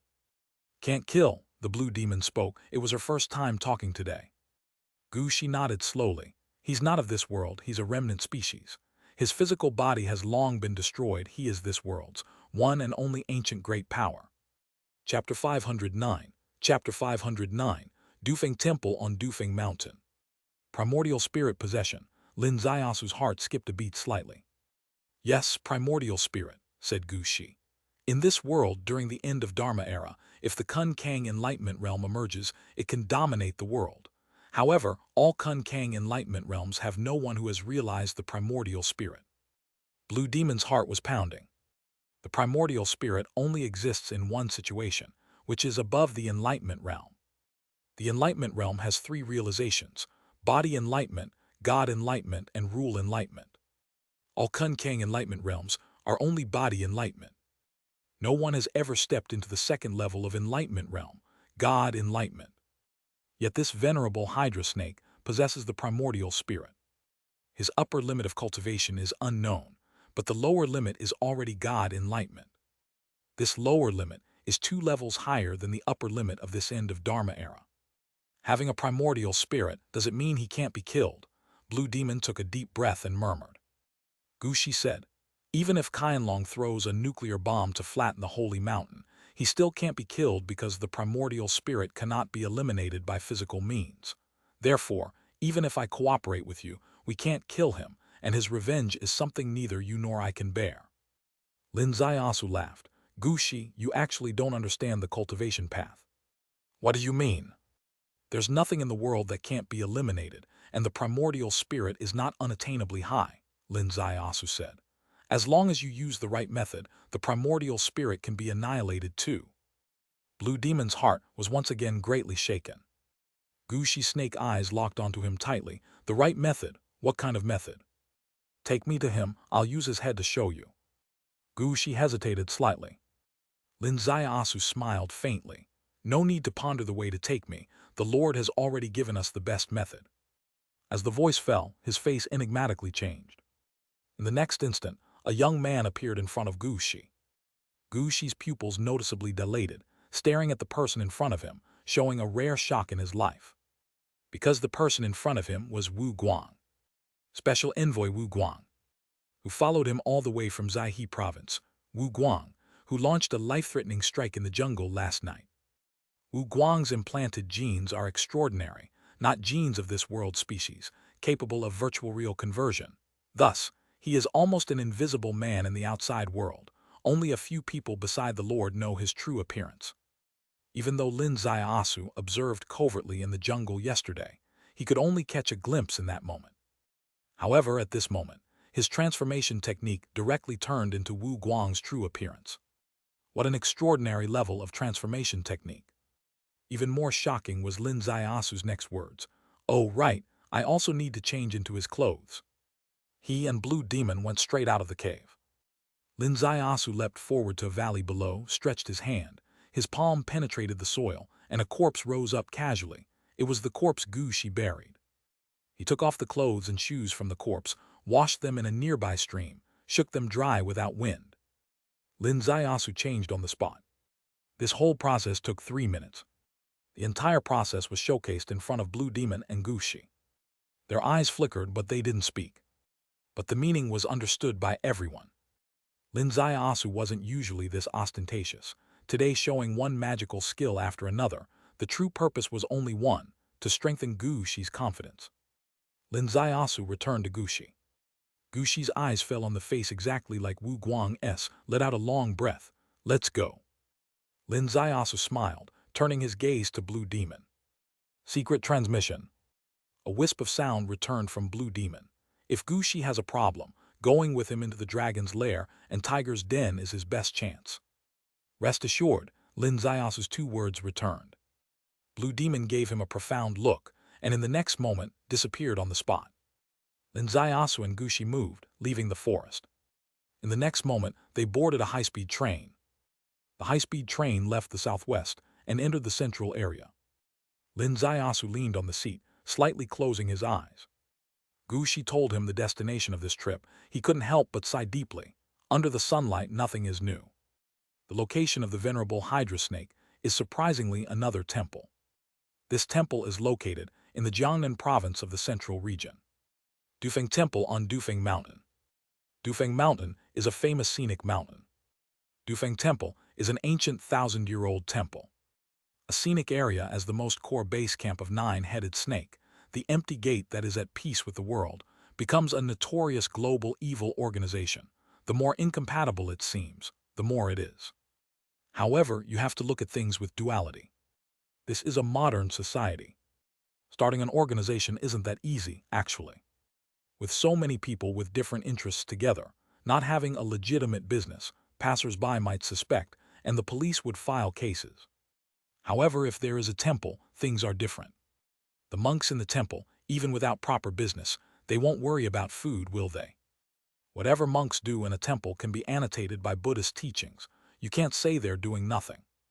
Comprehending Buddhist teachings, discussing Buddhist teachings, are all proper matters in the extreme.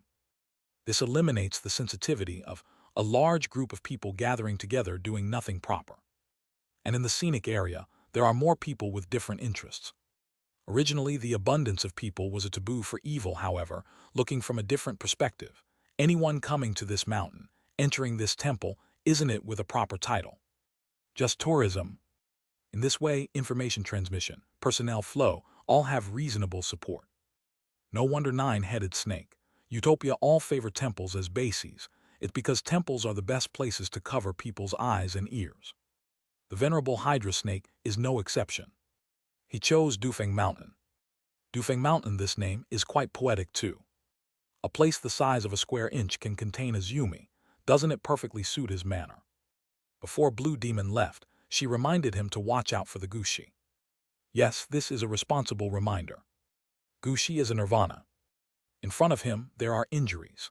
Faced with Lin Zaiasu and Blue Demon, he has no power to resist, but is he really determined to board the same boat as them? It's possible, but one must not blindly trust. If the Gushi has a treacherous intent, Lin Zaiasu's choice this time is akin to sending himself as a sheep directly into the tiger's mouth. Facing a lord with a primordial spirit, facing the lord's super-skilled followers, entering a domain completely controlled by the lord. If the Gushi harbors ill intentions and turns against them upon reaching the holy mountain, even with Lin Zaiasu's extraordinary abilities, safety would be impossible. Lin Zaiasu hasn't neglected this question, but after the Gushi revealed a secret, his mind settled. This secret is the hidden location of the Lord. The Lord did not become a monk. He became a hermit, hidden behind the Shuilian cave in the back mountain. Jiangnan province is not far, just 2 hours by high-speed rail. Exiting the high-speed rail station, they boarded a taxi directly heading to Dufeng Mountain. There are many vehicles passing by, including tour buses, small cars with people of all ages, city and rural folk alike, and even a group of children on a study tour. This made reaching the mountain top very convenient for them. After ascending the mountain, entering the Buddhist temple, weaving through the crowd, past the Buddhist hall, the noise of the crowd gradually dwindles, until reaching the backyard with only a few meditation rooms. There is a sign here where visitors must stop, because inside is the place for master's quiet cultivation.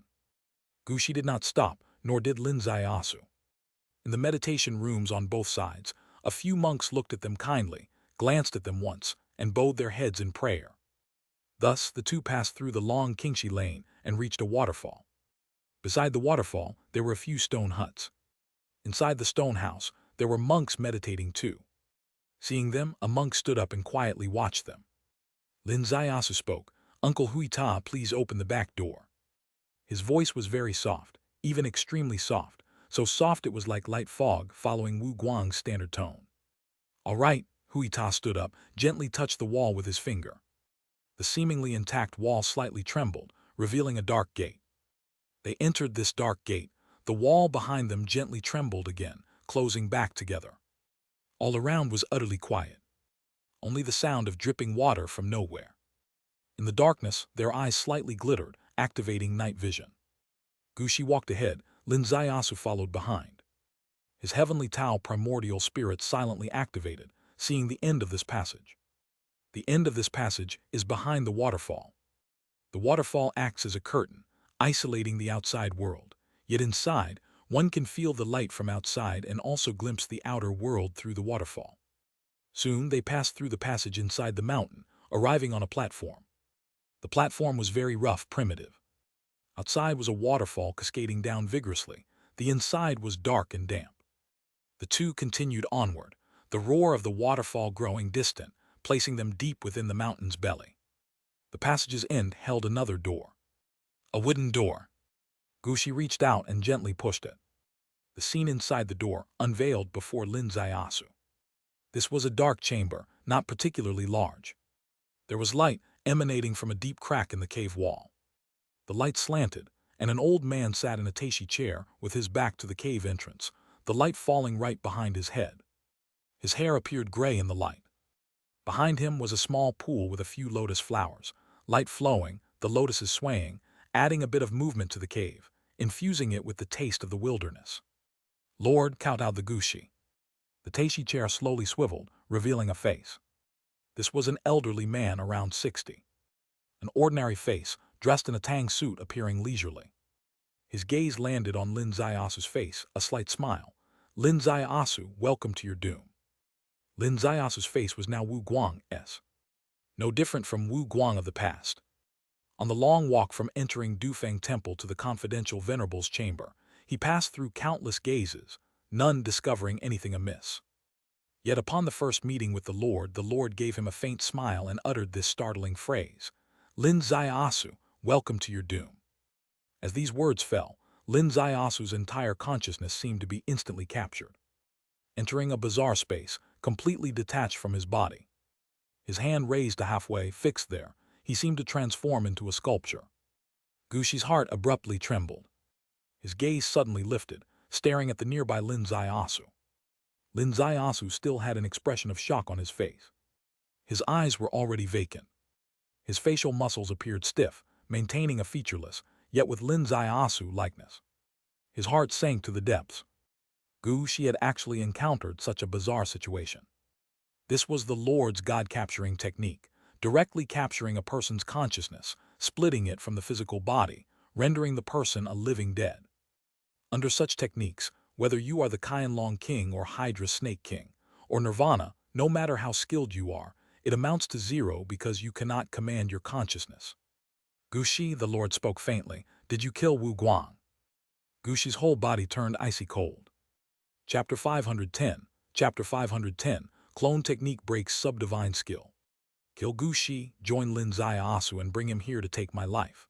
Unfortunately, you forgot that the powers of this seat transcend the heavens and earth, not something you ant-like creatures can ambush, the Lord said. With this one misguided thought, you sacrificed not only your own life, but also your sister's. She will be ravished in the most brutal way. His voice seemed calm as water, yet the cruelty within made Gushi's heart almost explode. Because he was well aware of the Lord's means. Since he said his sister would be ravished, it would definitely not be in any other way. There is one chance, your last chance. Seize it and everything can be rewritten, the Lord said. Do you want it? Subordinate is wrong. Subordinate deserves death. Gushi knelt with a thud, the blue stone beneath his knees resounding with a loud bang. Please, Lord, show mercy beyond the law and give subordinate a chance. Very well, the Lord said. Kill Lin Zaiyasu. Yes, Gushi's gaze slowly lifted, and with every moment it rose, the vicious glint in his eyes intensified. Suddenly, he leaped up, his 5 sharp claws like venomous snake fangs, stabbing toward Lin Zaiasu's throat with a whoosh. At this moment, Lin Zaiyasu was oblivious, seeing that this strike was about to pierce through Lin Zaiasu's throat. However, those sharp claws brushed past Lin Zaiasu's throat, their speed suddenly increasing tenfold, and with his fastest and fiercest strike, aimed directly at the Lord. When he launched the attack, he was only 5 meters away from the Lord. When his intention to attack the Lord was exposed, he was only 2 meters away. A distance of 2 meters for him was his inescapable distance. Seeing his claws about to reach the Lord's forehead, suddenly a sword light arose from the left. Xiang! With one strike, Gushi's claws were in excruciating pain, and an endless killing intent surged at him. He tumbled backward with a flip. Swish, the sword light turned, stabbing toward Gushi. Thunk! It pierced through Gushi's right shoulder. Gushi raised his hand, gripping the sword, piercing his right shoulder tightly, his eyes as venomous as a snake's fixed on the person in front of him. This was an old man, who seemed to have suddenly appeared from the air. The old man had black hair and white skin. The black hair was unusually dark, and the white skin was unusually pale. If these two traits appeared on a young man, they would undoubtedly be points of attraction. However, on this elderly man, they were indescribably eerie. Formless, Gushi's voice was hoarse. Formless coldly said, "Gushi, you missed your last chance." As the voice fell, the sword suddenly flipped. However, Gushi's hand also flipped sharply. With a crack, the sword penetrating his shoulder snapped in two. His figure moved and suddenly disappeared. Within the entire cave, eerie winds surged as Gushi activated his strongest combat skills. Formless's expression changed, and he also suddenly disappeared, simultaneously activating his strongest combat skills. The scene was so bizarre. The original four people split into two camps, entering a life-and-death battle. But what the naked eye could perceive were only two people, and these two people stood silently still. Their hands and feet showed no movement. Because the real war was not in the flesh, but in the secondary deity. Lin Zayasu's consciousness entered a strange space. In this space it was gray and foggy. The ground was gray and foggy, the sky was gray and foggy. A gray and foggy human silhouette stood towering to the sky, faintly tinged with a blood-colored outline. This was the Lord's sub-god artifact. The sub-god artifact was so gigantic, Lin Zayasu's sub-god artifact compared to it was truly a tiny ant beneath the vault of heaven. This little ant slowly lifted its head and was shocked. "It's actually you." The gigantic sub-god artifact slightly frowned. "You know this seat." Lin Zayasu said, "That day on Lao Mountain, in Saintess Kyan Ling's blood coffin, I saw your sub-god artifact. My sub-divine skill also started because of your drop of sub-god black water." This was a piece of past.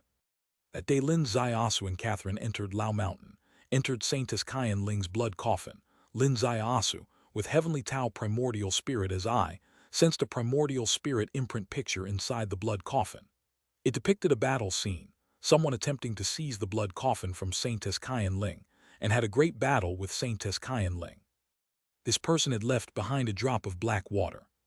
That drop of black water was this person's sub-god artifact. His sub-divine skill also began because of that drop of black water. Now, the venerable Hydra Snake Lord whom he painstakingly found was actually the person who had once attacked Saintess Kyan Ling. The Lord laughed wildly. "A drop of sub-god water left by this seat actually became your major threat. Truly, fate is unpredictable and fortune fickle. However, it's fine. Today I will reclaim the seed sown that day, and take your life at the same time. This is what they call sowing and reaping, cause and effect." Lin Zayasu sneered, "Sowing and reaping, cause and effect. Sounds reasonable. However, the nine-headed snake you formed, all the evil seeds you planted in this world, what you should reap is a calamity of death. Today, what will be taken is you. Take this seat, you. With me, it's enough. Haha, your achievements are all thanks to me. Your path of the sub-god merely stems from my drop of sub-god water. What do you have to fight me with?" In the high sky, a giant palm descended. This giant palm, as if the sky were falling. When palm descends, all life below it are mere ants. With just a single look, Lin Zayasu's life was hanging by a thread. The Lord's heart, which had not been excited for a long time, felt a degree of exhilaration. At this moment, the overall situation was set. Next, a new page was to be turned. The nine-headed snake had originally suffered a series of defeats and was at a loss for a solution. But today, this kid took the initiative to come, providing him with an excellent opportunity. Firstly, Lin Zayasu sought his own demise. He relied on his miraculous transformation technique, thinking he could get away with everything, but he overlooked one point. Lin Zayasu possessed sub-divine skill. People with sub-divine skill, as long as they are within a certain range, can sense each other. His disguise as Wu Guang could fool everyone outside but couldn't fool the Lord, because the Lord possessed sub-divine skill.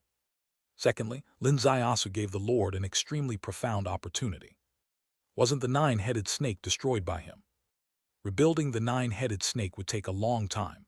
requires massive funds, and therefore, in the short term, rebuilding the nine-headed snake is unrealistic. But must it be rebuilt? Not necessarily. Qianlong is still there. Qianlong is structured extremely grandly. Qianlong has various resources. Qianlong also has the endorsement of a superpower. If I control this kid, infiltrate Qianlong, with his prestige and battle achievements, with his connections and admiration, supplemented by my wisdom, controlling Qianlong might not be impossible. What if I lose the nine-headed snake but seize Qianlong? This deal would actually be hugely profitable. The three-character bone book I've dreamed of may have a chance to come back to life from a hopeless situation. Just as the Lord grew more excited by the thought. Just as this giant grasp of the sky drew closer and closer. Lin Zaiyasu suddenly smiled. Yes, the consciousness of Lin Zaiyasu in the special space smiled. And outside in the cave, the puppet-like Lin Zaiyasu suddenly moved. With this movement, as fast as lightning and thunder. With a stretch of his hand, a five-element sword in his palm. Swoosh! The sharp and unparalleled sword light swept across the Lord's neck. The Lord's entire consciousness was immersed in the sea of consciousness, contending with Lin Zaiyasu, only maintaining a slight connection with the outside world, completely unaware of such a sudden change. Suddenly, a drastic change occurred. In just an instant, Lin Zaiyasu launched a physical attack, using the fastest sword Dao, in the most abrupt way, slicing off the Lord's head. In the sub-god space, like lightning piercing the sky. Lightning flashed, having the gray misty sky. The gigantic sub-god artifact of the Lord, standing tall, suddenly shattered, as the Lord cried out miserably, "No!" Boom! The sub-god artifact collapsed with a thunderous crash, falling from 10,000 feet high to only 1 foot tall. And Lin Zaiasu's sub-god artifact, though only 8 feet, at this moment was almost no different from him. Sub-divine secret technique, the body is the root. Speaking of which, this theory, it was you who told me. Lin Zaiyasu sneered. Clone technique, you actually know the divine splitting technique. The Lord's expression changed. He had already locked Lin Zaiasu's consciousness in the sub-god space. Theoretically, Lin Zaiasu's physical body should be immobile, absolutely unable to launch a physical attack against him. The Gu Shi knew this truth, so he was willing to kneel just to get a chance at a physical attack. However, Gu Shi failed. His attack was intercepted by the Formless, injured repeatedly under the Formless's hand, with his life hanging by a thread, unable to take care of himself. No one else at the scene could rescue Lin Zaiyasu. However, Lin Zaiasu's body could actually move. Only one situation explains this, which is the ancient strange technique, divine splitting technique. The primordial spirit, or secondary deity, splits into two. One spirit is imprisoned, yet another dominates the body. This situation is what all sub-god experts fear the most. Hence, the divine splitting technique has always been the ultimate nemesis of sub-divine skills. However, how unbelievable is the divine splitting technique? Even in the ancient era, it was nearly impossible to master it. How could this kid possibly master the divine splitting technique against the heavens? It's absolutely impossible. Lin Zaiyasu laughed. I already knew you had mastered sub-divine skills. Would I come looking for you without a trump card? The Lord also laughed. Kid, you truly gave me a surprise. A surprise? Indeed, the more trump cards you have, the greater my harvest. As his voice fell, his hand circled suddenly, and the fog in the sky suddenly transformed into a sword. This sword, mysterious beyond compare, this sword, from nothing comes something. Sub-god, thousand lights extinguishing. Swoosh! The sword emerged like a cold star. Then 1,000 starlights, like 1,000 lamps blooming in the night sky. Thousands of lights flew together, stabbing toward Lin Zaiyasu. Facts proved, even if Lin Zaiyasu destroyed the Lord's physical body and knocked the Lord's sub-god skill down to a level equivalent to his, he could never match the Lord. Because the Lord was proficient in the myriad changes of sub-divine skills, the same sub-god skill from his hands could be executed in an exquisite manner. Seeing this sword about to completely obliterate Lin Zaiyasu, suddenly, behind Lin Zaiyasu, a strange great door opened. When the door opened, 1,000 night lights like moths to flame were all sucked into this door. Heavenly human lock, the Lord exclaimed. You clearly have also opened the heavenly human lock. Lin Zaiyasu laughed heartily. But unfortunately, your physical body is gone, unable to demonstrate the superiority of the heavenly human lock, old ghost. In this domain, you and I have swapped roles for attack and defense. The Lord laughed up to the sky. What does it matter if the body is gone? If I seize your body, everything of yours is mine. That is the surprise. Seize, just try to seize it. You want to see as you wish, the Lord said with an eerie tone. Boom! The cave suddenly quaked. In front of Lin Zaiasu in a black pool, a blood-colored lotus burst out of the water. As the lotus emerged, sudden change occurred. The battling Gushi and the formless seemed to be exiled to the sky with a single step. Before them there was no cave, only an ancient blood-colored battlefield. Above the Star River, the paths of immortality crisscrossed, great powers filled the space. The sound of slaughter shook the air, and blood rain filled the sky. Vast and boundless beyond measure. Stars shattered, the earth fell. It was a scene beyond imagination, even in imagination. Chapter 511. Chapter 511. Space Law shatters the primordial spirit. In the sub-god space behind the Lord, a blood sun suddenly rose. With the appearance of the blood sun, the Lord's figure rapidly expanded, becoming 1,000 feet, 10,000 feet in the blink of an eye. In a brief moment, he once again became the 9 heavens immortal venerable. 10 times larger than before his physical body was destroyed. Sun Lotus, Lin Zaiasu shouted. Ha ha, the power of the Sun Lotus, infamous upon the immortal path. The Lord laughed maniacally. To use it to kill you, it's really like using a sledgehammer to crack a nut. Amid the wild laughter, the blood sun behind his head transformed into a blood-colored heavenly blade. The heavenly blade had not yet formed, and the sub-god space was already completely shaken. However, Lin Zaiasu laughed loudly. You must not have expected that I stormed your holy mountain just for this. As his voice fell, in the reality space, Lin Zaiasu swung a slash with the 5-element sword in his hand. Even though in the illusion realm created by the Sun Lotus, there was only an endless bloody battlefield, the Sun Lotus was completely invisible.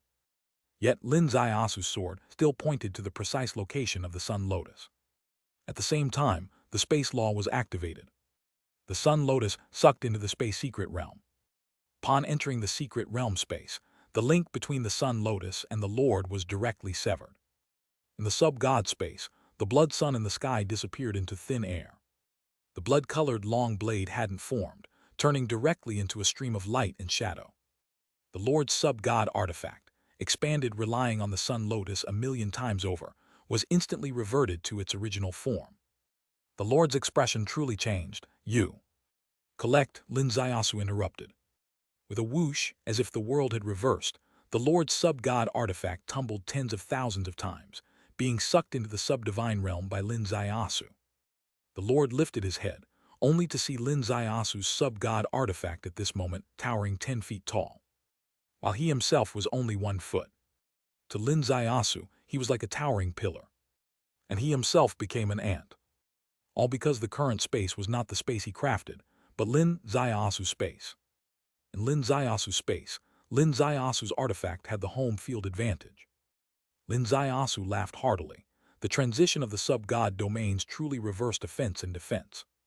Destroying his physical body, taking his Sun Lotus, breaking his sub-god domain, and absorbing him into his own sub-god domain, Lin Zaiasu's 4 continuous steps accomplished an impossible reversal, truly taking the lead in the sub-god domain. The Lord slowly lifted his head, giving a long sigh. 1 wrong step and every step is wrong. I was momentarily careless. You destroyed my physical body and turned my sub-god domain. But Lin Zaiasu, do you know what price you will have to pay for this? Oh, what price? Lin Zaiasu asked. The Lord said, I will take your soul and then use your body to thoroughly enjoy the taste of those women you are intimate with. After playing them half to death, I will hand them over to my subordinates to finish them off. Lin Zaiasu coldly stared at him. Your parents I will kill with the most brutal methods by my own hand. They surely won't understand why their pride, the son of the Lin family, would end up in such a state. Lin Zaiasu slowly raised his hand. You've reminded me, allowing you to die suddenly is not enough to console the souls that perished under your hands over the years, nor does it give your words the response they deserve. I must slowly grind you to death, making you regret coming into this era, you wretched old dog. As his voice dropped, the sub-god transformed into a sword, slashing towards the Lord. This sword fell, although without the profound meaning of the Lord's recent, sub-god thousand light lamps. But in Lin Zaiasu's home field, it was something the Lord could absolutely not withstand. He was directly cut in half by this sword. Yet the moment he was cut open, something unusual occurred. Within the Lord's sub-god artifact, suddenly another Lord appeared. This Lord was entirely silver. With a sweep of his silver hand, he dispersed the gray fog covering the space. A scene of silver light. Lin Zaiasu's sub-god space melted away like snow meeting hot water, quickly turning porous, riddled with holes shattered. The Lord's maniacal laughter echoed in his spirit platform, roaring like thunder in a dark room. Boy, you still overlooked one thing. I have the primordial spirit. The primordial spirit's dependence on the physical body is not that significant. That is the difference between the primordial spirit and the sub-god. The sub-god is highly dependent on the physical body. The extinction of the physical body leaves the sub-god rootless. No matter how formidable the sub-god skill, it will plummet significantly. But the primordial spirit is not like that. When cultivated to a high realm, the primordial spirit can leave the physical body. Its dependency on the body is minimal. The Lord had been repeatedly calculated against, his sub-god domain utterly defeated, now completely suppressed by Lin Zaiasu. However, he possessed a primordial spirit.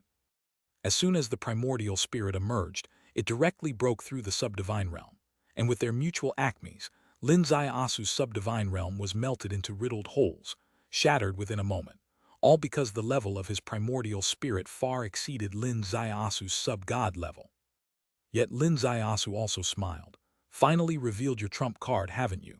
Is having a primordial spirit so impressive? With the fall of this statement, the surrounding gray haze completely vanished, as if the space had suddenly switched. The gray Lin Zaiasu's sub-god artifact also suddenly turned silver. At this moment, as if he had donned silver armor as well. The Lord's laughter abruptly ceased, staring in astonishment at Lin Zaiasu. You also have a primordial spirit. I challenged you across the void, personally defeated your 9-headed snake, all because of one point: you never understood my trump card. Lin Zaiasu said, Old dog, I give you a piece of advice before you die. Know yourself but not your opponent. If you don't fail, who does? Haha, your primordial spirit mixed and impure seems like and yet not. You think that with your hybrid primordial spirit you can resist my countless years, refined primordial spirit secret technique. Devour. The Lord suddenly opened his great mouth. A string of silver chains spewed forth, enveloping all directions. This is the devouring God technique of the primordial spirit secret technique. It must be said, his insight is indeed sharp. He could see at a glance that Lin Zaiasu's primordial spirit seemed like, and yet not, mixed and impure. In fact, Lin Zaiasu's heavenly Tao primordial spirit, how could it be merely mixed and impure?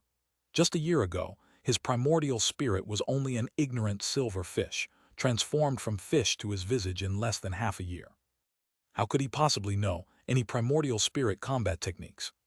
Yet Lin Zaiasu smiled. In terms of primordial spirit techniques, I'm obviously not your match, but you've forgotten, you are in my space secret realm.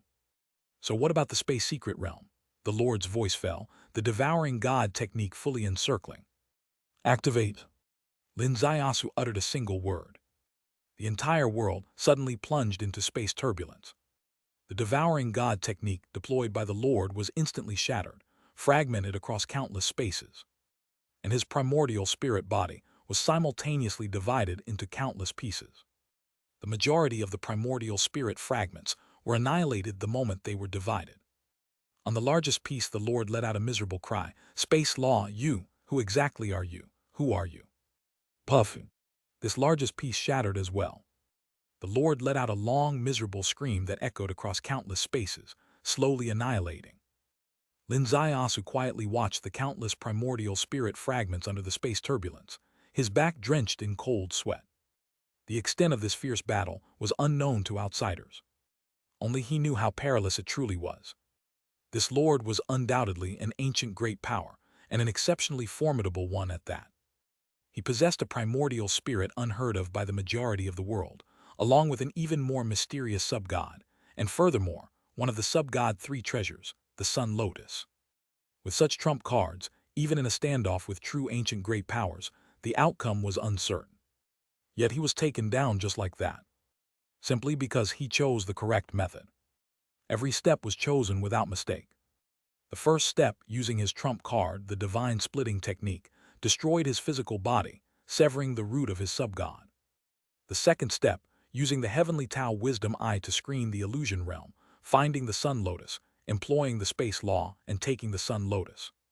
The third step, dragging the Lord's primordial spirit into the turbulence of the space secret realm, using the force of space turbulence to crush his primordial spirit.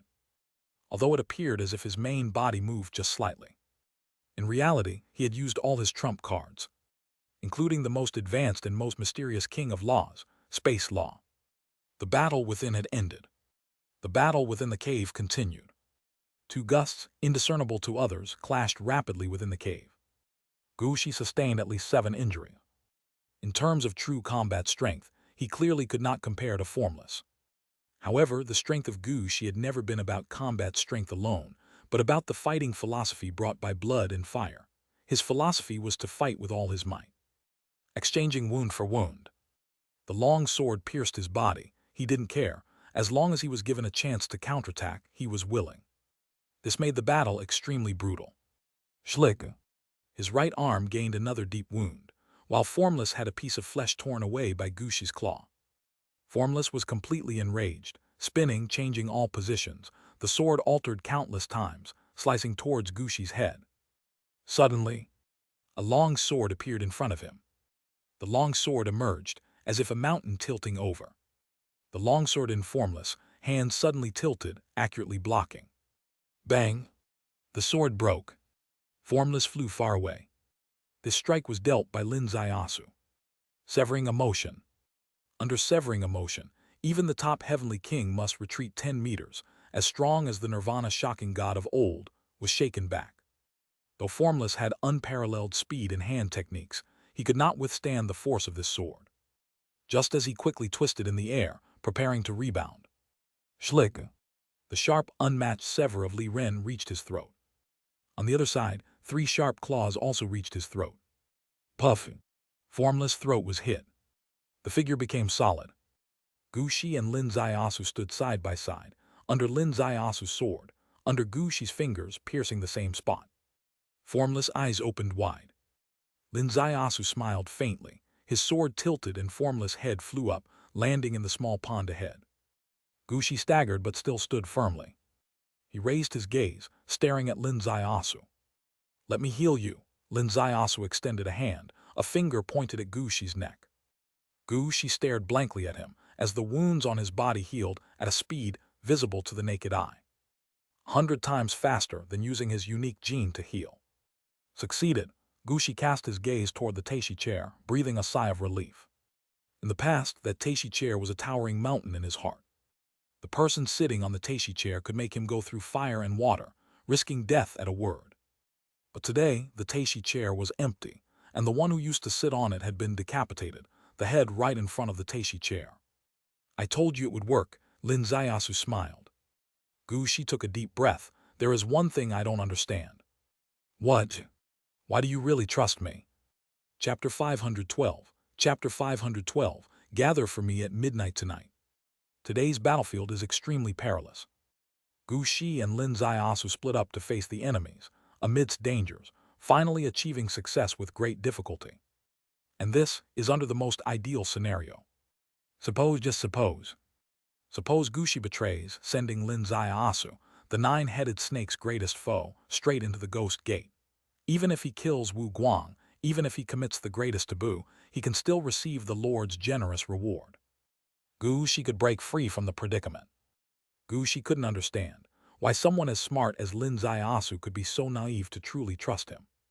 Lin Zaiasu smiled. "Because of your sister, I believe that her 13-year hope will not be extinguished." Believing his sister. Believing in an ethereal hope. Gushi, full of doubt, yet deep down he felt a peculiar sensation. Tell me the truth, are you my brother-in-law?" "What?" Lin Zaiasu's eyes widened. "I even somewhat suspect that little Moon is actually born from you and my sister. Otherwise, she wouldn't trust you so much, revealing all our deepest secrets to you. Also, you wouldn't be this trusting of me." "You're talking too much, brother." Lin Zaiasu patted his shoulder, Want to hear what my next arrangement is? As soon as the word brother came out, Gushi trembled all over. My God, does this count as acknowledgement? He really is brother-in-law. For years never having a relative, now a bunch suddenly appeared. Tell me, I'll handle it, Gushi readily agreed. Go out, relay my orders. Lin Zayasu's voice suddenly changed to the Lord's voice. Tonight, no irrelevant personnel is allowed within the Dufeng Temple's walls. All key leaders from various lines must enter the Dufeng Temple. At midnight, I will announce the upcoming critical mission concerning everyone. Yes, Gushi accepted the order, went out of the secret room with bold determination. Outside the silent platform, through the passage, returning to the Zen room, Gushi relayed the Lord's orders. The orders were transmitted through 7 key nodes, layer by layer. It was 10 in the morning, 14 hours away from midnight. In 14 hours, with such convenient transportation, anyone in Daxia's territory can reach here. Even those abroad, most can still arrive. Signs indicate the most secretive group of the 9-headed snake, the highest echelon of the 9-headed snake, will gather at Dufeng Temple tonight, only because the Lord, who hadn't appeared in person for a long time, will reveal himself. 9-headed snake suffered severe setbacks. Almost all fronts were severed. Those exposed became victims under the knife, prisoners in jail or fugitives on the run, while the unexposed high ranks were also like startled birds. At this moment, they urgently need the Lord to give them reassurance, also a guiding light. The Lord clearly instructed that at midnight tonight is the key node for the Lord to make the next phase of directives. No one dares not to come, because as long as you don't come, you will be marked as having ulterior motives. At this time, being marked is akin to being listed on the death list. Blue Demon had already returned to headquarters, sitting on the platform by the river of Blood Trace King. The mark on Blood Trace King's forehead glows blood red. The scar came from the white-clothed king. Originally, he could use modern medical techniques to remove it, but Blood Trace King is a proud person who refuses to do such bloodless things. He wants to personally eliminate white-clothed king first, then remove it. Now that white-clothed king is long gone, theoretically he can remove it. However, this old guy suddenly has a new reason. I figured it out, using this blood trace to record these stormy years, too lazy to remove it. So it remained. At this moment, listening to Blue Demon's words, the blood trace faintly radiated, seemingly showcasing his inner battle excitement. Beside Blue Demon was Miao Yin Heavenly King. Miao Yin Heavenly King's gaze lifted. He looked towards the sky, with Gushi leading the way into the enemy's base camp. It truly is a brilliant scheme, but what gives him the assurance that Gushi won't turn malicious? Perhaps he thinks since Gushi killed the Lord's assigned monitor, there's no turning back for him now, Blue Demon replied. Miao Yin Heavenly King gently shook his head. From a common-sense perspective, this statement is not wrong, but it overlooks the 9-headed snake's usual style. The 9-headed snake is a typical interest group. As long as the benefits offered to this interest group are big enough, they can completely change the rules. If Gushi offers Lin Zayasu's head to the Lord, even committing the greatest crime, he can erase it in one stroke and even receive the Lord's generous reward. As soon as this statement, Blue Demon and Blood Trace almost burst with heartbeat, because they know Miao Yin Heavenly King is right. Just when Miao Yin Heavenly King's words stirred their emotions, Blue Demon's dragon eye received a message. The message source showed an unknown signal, but the message content. Her complexion instantly turned an alluring shade of red, unprecedentedly beautiful. Moments later, light beamed across her eyes. Partners, no need to worry, he has already killed the Lord and in the name of the Lord ordered all members of the 9-headed snake to gather at Dufeng Mountain. At midnight tonight, the extermination operation officially begins. Throughout this day, until the setting sun, Lin Zaiyasu sat on the Teishi chair, resting with closed eyes. Actually, he was not resting. His brain is akin to a high-speed computer operating at full throttle. He deeply sighed. Indeed, risk and opportunity coexist. With great risks, naturally there would be great opportunities. The Lord had been taken care of by him. The end of the 9-headed snake's remnants had thus entered the agenda, marking a significant gain. However, gains go beyond that. The greater reward is still hidden within the Lord's primordial spirit. The primordial spirit was shattered, and regardless of the sovereign's origins, spanning tens of thousands of years, dust returns to dust, earth returns to earth. Yet from these remnants of the primordial spirit, some scattered information can still be deciphered. In the ancient information, there are some fragments from times long past. In the recent information, there are many secrets, each capable of shaking the heavens and earth. For instance, from the sovereign's primordial spirit imprint, he found several remnants of civilizations, including the mysterious location where the winged blade was found. But the greatest secret is not this, it is the three-character bone book. The three-character bone book doesn't just exist in recent memories. It spans the sovereign's entire life, from ancient to present, and is currently the sovereign's greatest obsession. The three-character bone book once appeared in Emperor Kun's possession. It possesses endless great divine power. Emperor Kun was able to open the Jade passage through the power of the three-character bone book.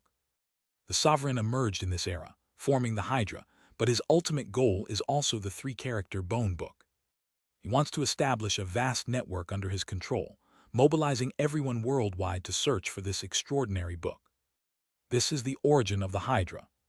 This is also the ultimate mission of the Hydra. Besides this, Lin Zaiasu gained more in terms of cultivation. Firstly, his sub-divine realm is blessed. The sovereign's sub-god foundation, honed over a lifetime, was completely absorbed by him. In just half a day, his sub-god skill reached level 26, and it's still advancing. Once the nourishment from the sovereign stored in the sub-divine realm is completely digested, it's expected he might reach level 30. What is the concept of level 30? The standard for sub-gods to display power. Reaching this day, to kill in the void is just a thought away. Secondly, the Sun Lotus also entered the secret realm. The Sun Lotus is one of the sub-gods' three treasures. The power the sovereign could wield was merely a fraction of its surface. This sovereign, accompanied by the Sun Lotus for tens of thousands of years, had a sub-god skill only around 30 or so levels. From this, it can be seen how difficult it is to convert the power of the Sun Lotus into one's own sub-god power. However, if the sovereign couldn't achieve it, does it mean Lin Zaiasu can't? That might not be the case. His comprehension, how could this old man compare? This is the sub-god harvest. There is an even greater harvest that overturned Lin Zaiasu's understanding. That is the harvest regarding the primordial spirit. The primordial spirit was too unfamiliar to him. For a long period, he didn't even know what the silver fish of the heavenly Tao primordial spirit was. But now, as he refines and absorbs the fragments of the sovereign's primordial spirit, his knowledge about the primordial spirit is slowly being supplemented, and he finally knows the direction of his own primordial spirit development. His primordial spirit is the heavenly Tao primordial spirit. The heavenly Tao primordial spirit, even in the flourishing cultivation path of the ancient era, was a divine luck in cultivation. However, the heavenly Tao primordial spirit has both advantages and disadvantages. The advantage is its infinite harmony with the heavenly Tao. Using this primordial spirit to comprehend the heavenly Tao rules results in twice the success with half the effort. The disadvantage is that, since the primordial spirit is an external entity, its fusion with the main body is lacking. Therefore, his primordial spirit cultivation direction is to purify the heavenly Tao attribute and merge it with his own human path attribute, achieving unity of heaven and man. Time passed minute by minute. In the blink of an eye, it was already midnight. Lin Zaiasu opened his eyes and slowly stood up. He walked out of the dark room, and the moment he left, his face transformed into the appearance of the sovereign. Step by step, he came to the platform inside the waterfall. Before him, flying pearls splashed like jade. The mist hid his face. His heavenly Tao wisdom eye pierced through this water curtain, gazing at Dufeng Temple under the night sky. Today, Dufeng Temple was filled with people, yet it exhibited a different kind of silence from the past. The visitors to the temple do not stay overnight. Occasionally, some tourists from afar come for a moonlit stroll at night, but today they are all kept outside the temple because Dufeng Temple posted an announcement. Tonight there will be an exorcism ritual held in the temple. An exorcism ritual is very mysterious in Buddhism and is also something that people are very wary of. If outsiders intrude randomly, they might invite evil spirits upon themselves. Who dares to touch that? Not to mention the tourists stopped long ago. Even the few villas halfway up the mountain closed early and strictly forbade children from wandering outside after the temple posted the notice. Therefore, Dufeng Mountain was eerily quiet tonight. A shadow flashed, and Gushi appeared behind Lin Zaiasu. Along with him came the old monk Huita, who guarded the last Zen room. "Sovereign, the people have mostly arrived," Huita bowed. "Good, you 7 protectors, first go to the Zen hall to secure the place. The inner disciples guard the temple." "Yes." The last batch of high-level figures was sent into the Zen hall all at once. Behind the waterfall, only 2 remained, Lin Zaiasu and Gushi. Gushi's eyes lifted, filled with infinite excitement. "Everything is arranged." Lin Zaiasu smiled gently, his smile exceptionally bright under the starlight reflected by the waterfall. Chapter 513. Chapter 513. The waterfall bears witness to Li Ren tears. Farewell to the 9-headed snake. Midnight approaches, and Dufeng Mountain is silent. Over 300 people stood in the huge Zen hall of Dufeng Temple. This Zen hall is called the Dharma Hall. Whenever a great virtuous monk visits, this hall preaches Dharma, and the believers bathe in the heavenly light of Buddhism here. However, today's situation is somewhat unusual. The high monks of the Kong generation of Dufeng Temple have all arrived, standing silently without sitting cross-legged. Among the people below the stage, they were clearly not ordinary believers. Some appeared to be business people, some officials, and some unmistakably assassins. A group of unrelated people gathered in this serene night in the Dharma Hall, which warns off idle trespassers. There was no bright light, or rather no light at all. This is the norm for 9-headed snakes' high-level gatherings. The things they do can't be brought to the table, so self-protection is crucial. Thus, they try to minimize the chance of exposure. Even if their faces were exposed under faint starlight, people at this level all wore several masks. Under the 3D printed masks, no one knew who was who. Midnight arrives. Behind the waterfall, Lin Zaiasu raised his gaze, looking at the sky through the faint starlight. Beside him, Gushi noticed this and followed his line of sight. Suddenly his heart leapt. Because with his keen vision, he saw a black dot. No, more than one. Impossible. Domestic raids, using missiles directly. In Dufeng Temple, under the eaves on the left, stood a man in white, despite the winter chill, in a single garment. For he was known as Ice Blade. Even in the height of summer, places he visited turned into snowfields. Thus, cold had no relevance to him. Perhaps it was the pervasive chill surrounding him that left a large area beside him vacant. Ice Blade enjoyed this solitude. As a top-level nirvana being, he was used to being considered an outsider. Suddenly he raised his gaze, staring at the sky. In the sky, 8 black dots approached swiftly. Ice Blade's body tensed suddenly. Bad. Boom! 3 missiles pierced through the roof above, landing in the Zen hall, exploding with a boom, scattering the dense crowd like flowers from the sky. Ice Blade somersaulted, ascending to the highest Buddhist hall of Dufeng Temple. As he arrived, the remaining 5 missiles exploded simultaneously. The power of the explosion wasn't great, seemingly not focused on lethality but smoke production. As the missiles exploded, the entire Dufeng Temple became shrouded in thick fog. A gray fog extremely eerie, despite the strong mountain winds. The fog churned like snakes through the Zen courtyard, not dispersing at all. "Poison," someone shouted. A shriek abruptly ceased, like a rooster having its neck suddenly wrung. Kaienlong in circle." Someone screamed hoarsely. Above the sky, multitudinous flying cars suddenly swooped down from all directions, accompanied by countless figures descending, machine spiders, machine policemen, and at least 100 people, plunging Dufeng Zen Temple into a hidden dragon team siege within an instant. "Who leaked the information?" someone shouted. "Quick, breakthrough!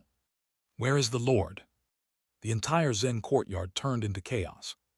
By this moment, even the slowest among them realized that the information about their gathering tonight had been leaked to Kaienlong. Kaienlong used poison bombs, taking immediate toxic control of the entire Zen temple. They must break through, or none of them would escape. "Fight out! Kill!" roared Master Kongling, the abbot of Dufeng Zen Temple, his voice echoing in the Zen courtyard. Boom! He soared into the sky, being the first to break out of the Zen room. He was a cultivator. Few knew that this kindly and gentle Buddhist monk was a cultivation expert. Yet for today's cultivators, just as they exposed their cultivation, the deadly strike came. Those poisonous fogs seemed to have a life of their own. In spite of his holding his breath immediately, the fog, like icy snakes, still penetrated into him. His true chi didn't circulate smoothly. Initially, he could leap straight to the hall's summit, but now he could only leap half the height, barely breaking through the circle of poison fog. Breaking through the circle of poison fog is enough. Master Kongling swept his large sleeve, seeming to walk on void, and dashed towards the left. On the left, a flash of blue light, a beautiful woman's figure seemed to appear from the void. Swishing. The dragon scale in her hand reached above Master Kongling's bare head. Blue demon. Master Kongling neither dodged nor let. Waving his hand, a string of Buddha beads with unparalleled force swept towards Blue Demon. Blue Demon vibrated her dragon scale, directly confronting the Buddha beads. Blue Demon rolled and flew back, while Master Kongling's strength stalled, causing him to involuntarily descend again. As he descended, the pull from the poisonous fog beneath seemingly doubled, and Master Kongling stumbled, nearly falling as his feet touched the ground. This wasn't an increase in the fog's pull, but his true chi wasn't flowing smoothly. Blue Demon with real ability was at best his equal, but she was a fresh force. While he had spent more than half of his true chi resisting the fog's invasion, with this ebb and flow, he couldn't break through. He was the top expert of Dufeng Temple. If he couldn't break through, how many others could? Master Kongling glanced around, nearly losing a mouthful of true chi. Among the 10 or 9 people in the Zen hall, 9 had already fallen, and few of the remaining could walk steadily. What a terrifying poison! Suddenly, a shout echoed in his ears. All Nirvana beings, break the surrounding barrier and kill the enemy, clear the outskirts. This voice was bone-chillingly cold, yet at this moment, it was undoubtedly the sound Master Kongling most wished to hear. Because there are Nirvana beings here, as many as 8. Nirvana beings, how could mere toxins overturn them? Apart from Nirvana beings, there's quite a batch of people with poison genes implanted, with extraordinary resistance to toxins. The 9-headed snake headquarters definitely couldn't be taken down so easily by the hidden dragon team. As soon as Ice Blade spoke, more than 10 figures shot up into the sky. Once airborne, they divided and scattered in all directions. Ice Blade took the lead, flying towards the west. Though passing through the poisonous fog, he seemed unaffected, rushing out like ancient glaciers spilling forth. The area within 10 meters ahead of him quickly froze, including trees, including courtyard walls. Boom! The courtyard wall shattered into icy debris. He was the first to punch an opening. Boom! A tree blocking the path fell out of nowhere, ice and snow scattering. 3 enormous spiders descended from the void, yet a storm of snow swept them far away. 3 flying cars in the air simultaneously opened fire, bullets furiously fired towards the center of the snow, but the person in the snow suddenly had a layer of ice coat over him. Bullets shattered upon impact, unable to harm him. Blood Trace King was currently in the south. With just one glance, his figure moved, and a flash of shadow in the sky rushed with a long sword. Blood Trace's heart sank. His figure trembled, transforming into 9 shadows. The sword shadow of the man before him also vibrated, transforming into many blades. Blood Trace could no longer care about Ice Blade, the super Nirvana being. Fully facing the cross-border threat of another Nirvana being, the Sword Demon. Blue Demon in the east, her movement technique fully unleashed. Her hand dragon scale accurately hit a Nirvana being rolling from the sky. However, though hit, it was ineffective. The Nirvana being was immune to blades and bullets. Boom! Blue Demon instead was knocked back by a single strike. With a ferocious roar, this person stretched out suddenly, one palm transforming into claws, reaching like thunder and lightning. In a moment, Blue Demon faced a life-and-death crisis. Evidently, anyone capable of breaking through the night poison, Type 3 poison bomb, wasn't a soft touch. Blue Demon might be unable to defeat any of them. Just as Blue Demon tried valiantly to evade, ready to trade injury for injury. A sound from a zither arose from the left. With the zither sound, a pendant on Blue Demon's neck activated, emitting high-frequency sound waves. She vaguely felt her brain shake. This was Miao Yin. Miao Yin made her move. Her subsonic waves covered the whole area. Subsonic against ordinary genetic people can kill invisibly, but against Nirvana beings of this level, it can achieve instant kill, yet at this moment it's a high-stakes, evenly matched battle. Breaking the balance of power could give her side the initial advantage. Miao Yin Heavenly King was the key point in breaking the balance of power. Once the subsonic waves were unleashed, The Nirvana being already at Blue Demon's front suddenly had a mental confusion, his attack stalling. Blue Demon abruptly flipped and flashed past. In the moment of passing, a sticky bomb accurately stuck to the Nirvana being's chest. Boom! A great explosion. The blade and bullet-immune Nirvana being's chest was directly blown through.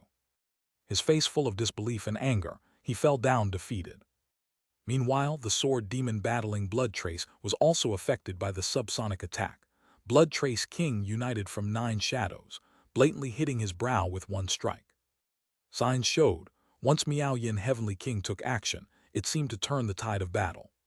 She used high-frequency protection for her own, forcibly dimensionally reducing opponents with subsonic waves, being the most effective strategy for mass combat. However, some genes couldn't be effectively killed by subsonic waves. A claw reached from behind her. This person seemed less human, like a massive insect. This strike caught Miao Yin Heavenly King off guard. She swiftly retreated, tearing open her dragon armor with a hiss, her shoulder bloodied, halting her subsonic technique. Blue Demon's figure flashed, guarding Miao Yin Heavenly King's rear, fiercely clashing with the giant insect, the insect tumbling and flying, Blue Demon's breath chaotic. Buzz! Subsonic waves resurged. Miao Yin Heavenly King's fingertip blood-stained the strings, but she still composed the subsonic melody. Boom! Another section of courtyard wall was toppled. A giant stepped out. This person's whole body covered in black scales, resembling an ancient beast. Behind him, dozens followed, the last combat force the entire Dufeng Temple could offer. Blue Demon and Miao Yin Heavenly King simultaneously trembled. How could such advantageous conditions, such meticulously planned tactics, still fail to topple the Nine-Headed Snake's final fortress? The depths of the Nine-Headed Snake were too terrifying. This monster was probably another of Nine-Headed Snake's super Nirvana beings, the Fierce God. And the first to emerge, Ice Blade, had already dismantled the mechanical team's defenses. About to cross the cliff ahead, once gone, he alone would be a storm. Indeed, Ice Blade was filled with rage at this moment. He seemed to have evaporated all the anger of his life. As a super Nirvana being, he should be a god in this world. Yet he surrounded, nearly all his subordinates captured gods, do they suffer indignities. Layazi will smash through your defenses, enter the city ahead, and show you what Ice Blade's emergence means, a 1,000-mile ice seal. Just at that moment, a gentle breeze blew past. Chapter 514. Chapter 514. Huya breaks the game barehanded. This breeze is nothing compared to the ice storm he conjures with a flick of his wrist, but as it passes by, a bloody gash suddenly appears on his neck. Ice Blade gasps in shock, breath catching in his throat. Within 10 meters ahead, a dense white mist reveals a small-framed figure of a woman. Xinyu. Xinyu's invisibility technique reveals itself in his breath, filled with defiance. Damn it, how can there be a trick like this? With a whoosh, her figure vanishes, and in the next moment she teleports to the left side of Ice Blade. This is her newly unlocked second skill as a second-generation gene person, instant teleportation. Invisibility technique combined with instantaneous movement is enough to make her a champion on the battlefield. However, this time, she clearly chose the wrong opponent. The might of Ice Blade is beyond her imagination. This is a super Nirvana being on par with Gushi. As she uses the instant teleportation technique to approach Ice Blade's left side, planning to repeat her trick, she is met with a single finger. Ice Blade points a finger, and Xinyu suddenly feels a chill throughout her body. Her blood seems to freeze over. Xinyu's strength suddenly increases, shattering the layer of ice on her, yet she is still a breath away from replenishing her stamina. An Ice Blade already has an ice cone at her throat. The fearless Xinyu in this moment unexpectedly feels a sense of despair. Suddenly, amidst the snow and wind, a graceful figure seems to appear out of nowhere. She raises her hand, and Ice Blade's ice cone pierces her palm. The indestructible Ice Blade shatters inch by inch on her palm. Ice Blade looks up sharply, utterly astonished. Who is this? A young woman whose brows and features are as vivid as a painting, blending sensuality and wildness.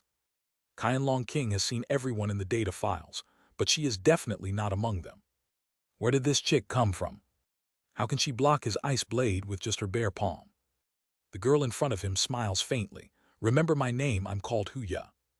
Her palm suddenly rises, boom. Ice Blade's chest is directly pierced through. Ice Blade's eyes widen in disbelief. His ice armor is a super ability, impenetrable even to bullets, and his body is like solid ice, unbreakable even under artillery fire. This is his strongest trump card. Yet this so-called who, you just casually punched right through it. What kind of gene is this? How is this possible? He can't think any further, as his consciousness ends with this punch. Holy crap, Lee Dayandian, you, Xinyu screams. Whoosh! Huya moves swiftly, crossing outward, and the dozen or so genetic people trying to escape using Ice Blade as a shield are almost instantly punched through by her. Her method of breaking through the ranks is extremely simple and brutal, one punch each. Doesn't matter what gene you have. Blue Demon and Miao Yin Heavenly King witness all of this, equally shocked. Miao Yin Heavenly King cannot afford to be distracted at this moment. In her moment of distraction, the subsonic went wrong. The previously somewhat confused fierce god suddenly has a change in expression, becoming incredibly fierce. Well, 3 robots under his attacks turn into scrap metal. Fierce god takes a step forward, no more than 10 meters from Miao Yin Heavenly King and Blue Demon. The 10 meters distance, with a 3-meter body, this kind of pressure makes the 2 Heavenly Kings equally anxious. Suddenly, whoosh, someone appears in front of them. Huya! Fierce god strikes with a claw, as if the sky is collapsing. Huya throws a punch, seemingly lifting the entire dust with her strike. Boom! Fierce god's arm directly turns into blood mist. Huya leaps up, a foot about size 40, stomping on Fierce god's head. Fierce god's incredibly large head is instantly flattened. Slowly, Fierce god's body tilts to the side. Thump! Falls to the ground. Huya sweeps through, tossing more than 10 people behind Fierce god back into the now empty Zen hall one by one. Those people curse madly in the air, full of rage and resentment. They were about to break out, only to encounter this female Fierce god, who punched out Fierce god and threw them all back, completely crushing their hope of escape. Xinyu flashes and appears in front of Huya. Lee Dayandian, how can you be so fierce? If I tell you I just ate a meal and I'm full of energy, would you believe it? Huya at this moment is so excited, as if breaking through has its rewards, playing with him like this, killing strong enemies like slaughtering chickens. For someone like Huya, who absolutely prefers to act rather than talk, the exhilaration of sweeping the battlefield is second only to playing bumper cars with Lin Zios. Damn it, you're using this trick on me. Xinyu naturally takes this answer as teasing and boasting. Eating a meal made you this fierce. No way I'd believe that. My 8th dad has been buried in the grave for decades. How can you do anything to him? Have the guts to mess with my dad. Huya doesn't indulge her at all. Xinyu jumps 8 feet high. Miao Yin Heavenly King and Blue Demon stare at each other. The east, west, and north, with Huya's entry, are swept clean like wind scattering lingering clouds. Into the south lies that waterfall. More than 10 people flew up and entered the waterfall. These dozen or so people were all true high-ranking members of the 9-headed snake. They have never panicked before, but today they were truly terrified. Qianlong suddenly launched an attack, and once it was initiated, it was decisive. The forces on the periphery were extremely strong, with signs indicating that the 9-headed snake, after the desperate operation in Luoba State by the traitorous Lin Ziaosu, was once again facing annihilation. There was only one person who could possibly turn the tide, and that was the omnipotent Lord. In the blink of an eye, over 10 people passed through the waterfall and appeared on the platform. On the platform, 20 people were gathered. Almost all of the 9-headed snake's high-ranking members were present.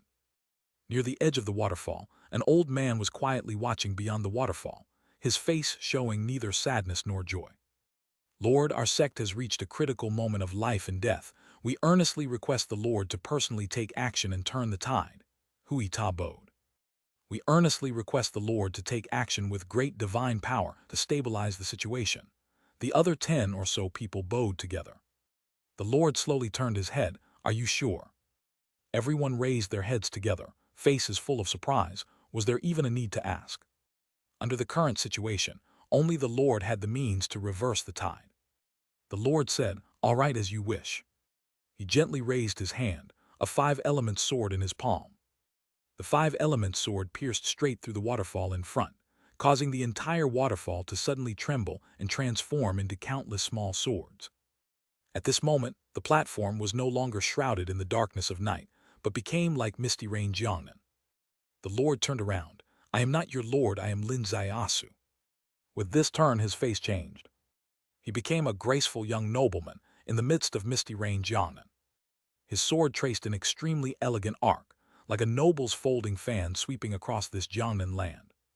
The 20 top masters opened their eyes wide.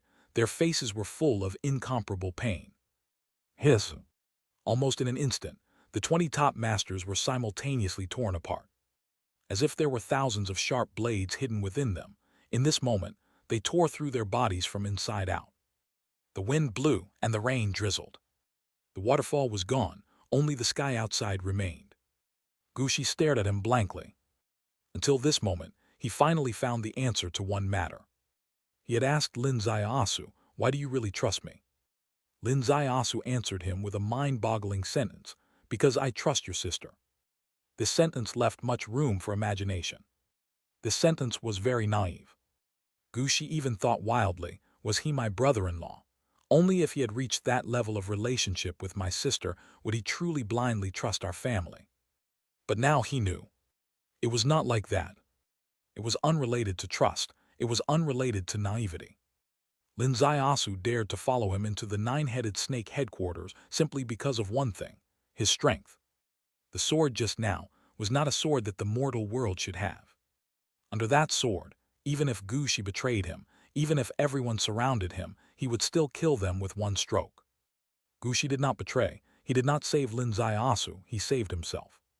Gushi, a super nirvana born with arrogance, if there was ever a moment in his life when he felt completely subdued, it was undoubtedly this one. Let's go, Lin Zaiasu stepped forward.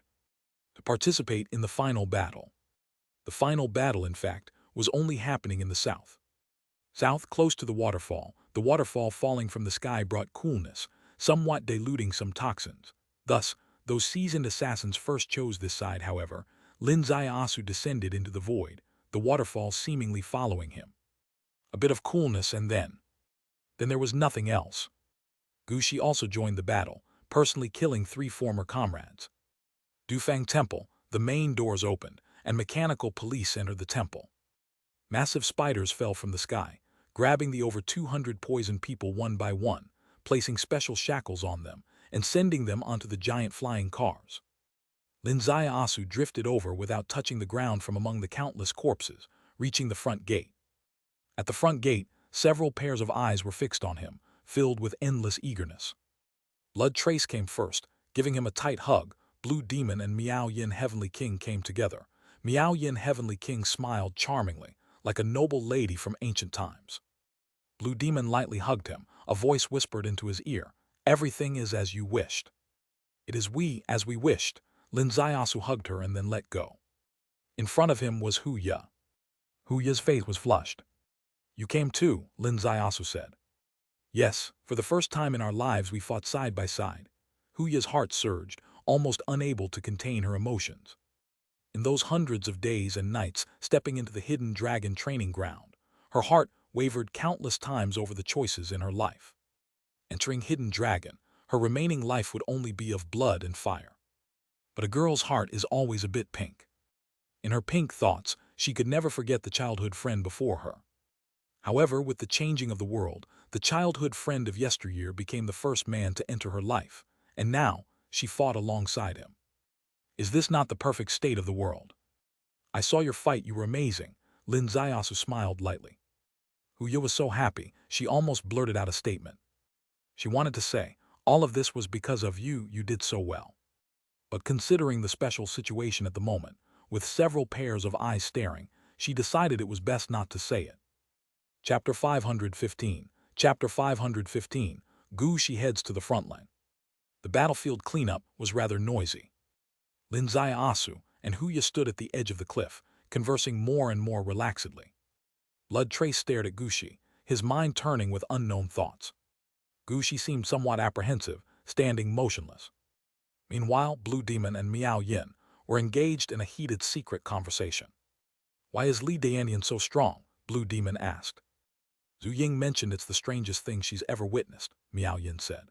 "Before Li Dianian went to the Middle East for a mission, Her overall combat abilities were about the same as Zhu Ying's. But after one trip home, she suddenly became unrecognizable. According to Zhu Ying's view, she reached the level of a heavenly king. That's why she strongly recommended her to join the battle today. But seeing her tonight, it's beyond chasing after a heavenly king.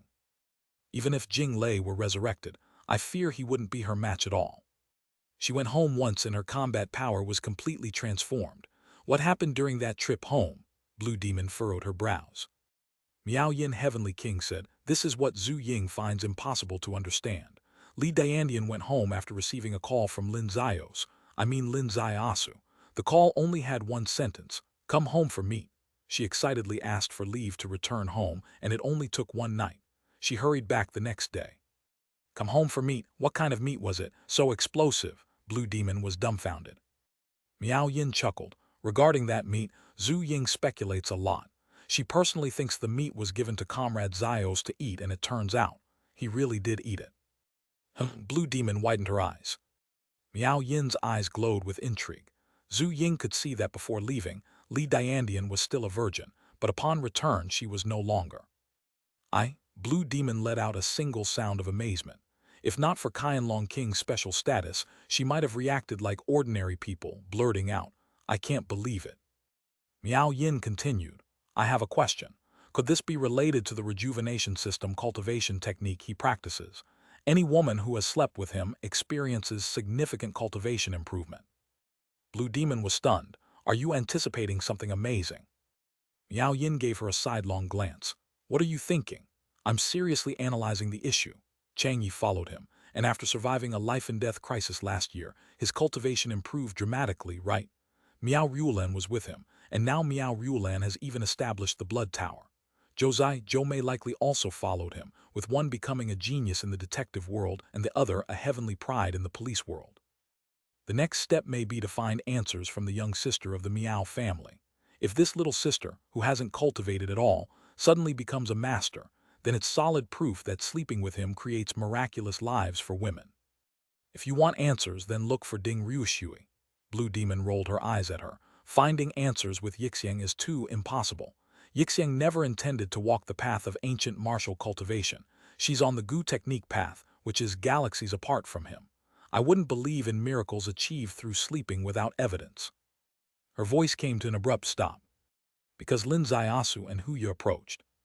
Blood Trace stepped forward to greet them. Brother, with a series of immense operations ending the nine-headed snake, do you need a break next? It doesn't matter, Lin Ziaosu smiled and said. If there's more to do, I won't object to going through it once more. Blood Trace was overjoyed. Would you be willing to head to the southwest frontline then? Southwest frontline.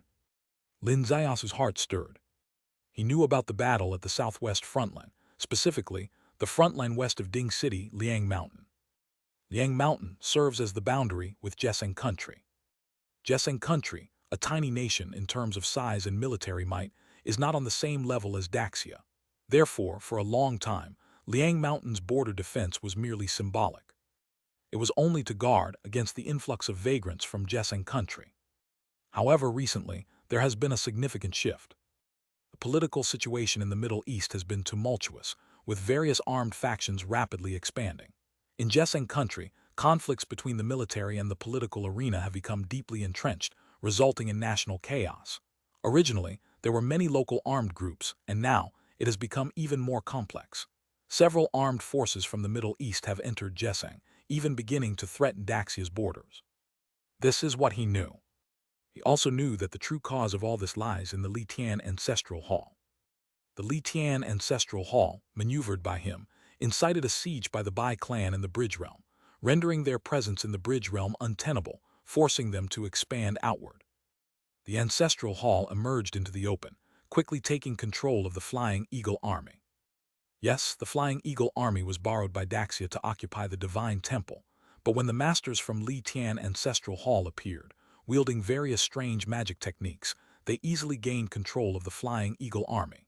Using it as their leverage, they gained control over other armed forces in Dirta, and now they've become the largest source of turmoil in the Middle East. Do they truly have the audacity to launch a military attack on Daxia? Lin Ziaosu asked. It's not just those local forces. Even Middle Eastern countries attempting to launch a military action against Daxia would be foolish. However, the tragedy of being pawns is that they cannot dictate their own destinies and can only become cannon fodder for those with ulterior motives, Blood Trace said. Blue Demon added, after the global release of the nine-headed snake list, international dynamics have drastically changed. The vast majority of countries, in line with Chief Long's assessment, have classified the nine-headed snake as a criminal organization, probing and eradicating it. But not all countries are like this. Currently, 3 countries have dropped their facades. Yingyu country and Bamo country, Luoba state's Luo Rai country, and Yi country in the Middle East. They defend the nine-headed snake, and their media portray it as an organization opposing violence, unearthing various instances to validate it. The discourse power struggle is currently in full swing. People worldwide have come to see clearly that these 3 countries are deeply infiltrated by the nine-headed snake, with their political scenes almost entirely dominated by conglomerates and shadows of the nine-headed snake. But what can be done? This is the way the world is. As long as there are people who dare to speak, there are those who dare to believe. Right and wrong, justice and wickedness have never been straightforward. This battle against the nine-headed snake is not the end after all. Even though the top echelons of the nine-headed snake have been truly eliminated, the malaise remains. Their control over the political arena is even more terrifying than these organizations because they wield national power. Moreover, the 3 countries that have currently been exposed are all long-standing powers, with formidable military strength. Yingyu country's military strength is globally recognized as number 1. Yi country's military strength is the best in the Middle East. Luo Rai country's military strength is the best in Luoba state. They are currently whitewashing the nine-headed snake, and the first wave of results is already evident. The nine-headed snake members who have been expelled from various countries, their controlled enterprises, wealth, and technical personnel cannot take root in their home countries, so they are immigrating en masse to these 3 countries. In the past month, global capital has been pouring frantically into these 3 countries, and their economies are growing rapidly. Lin Zaiasu was deeply moved by Blue Demon's words. In everyone's mind, once the nine-headed snake is exposed, it would collapse completely, but in fact this idea is flawed. The complexity of global situations and the evolution of the law of the jungle have never been predictable. People without shame are invincible.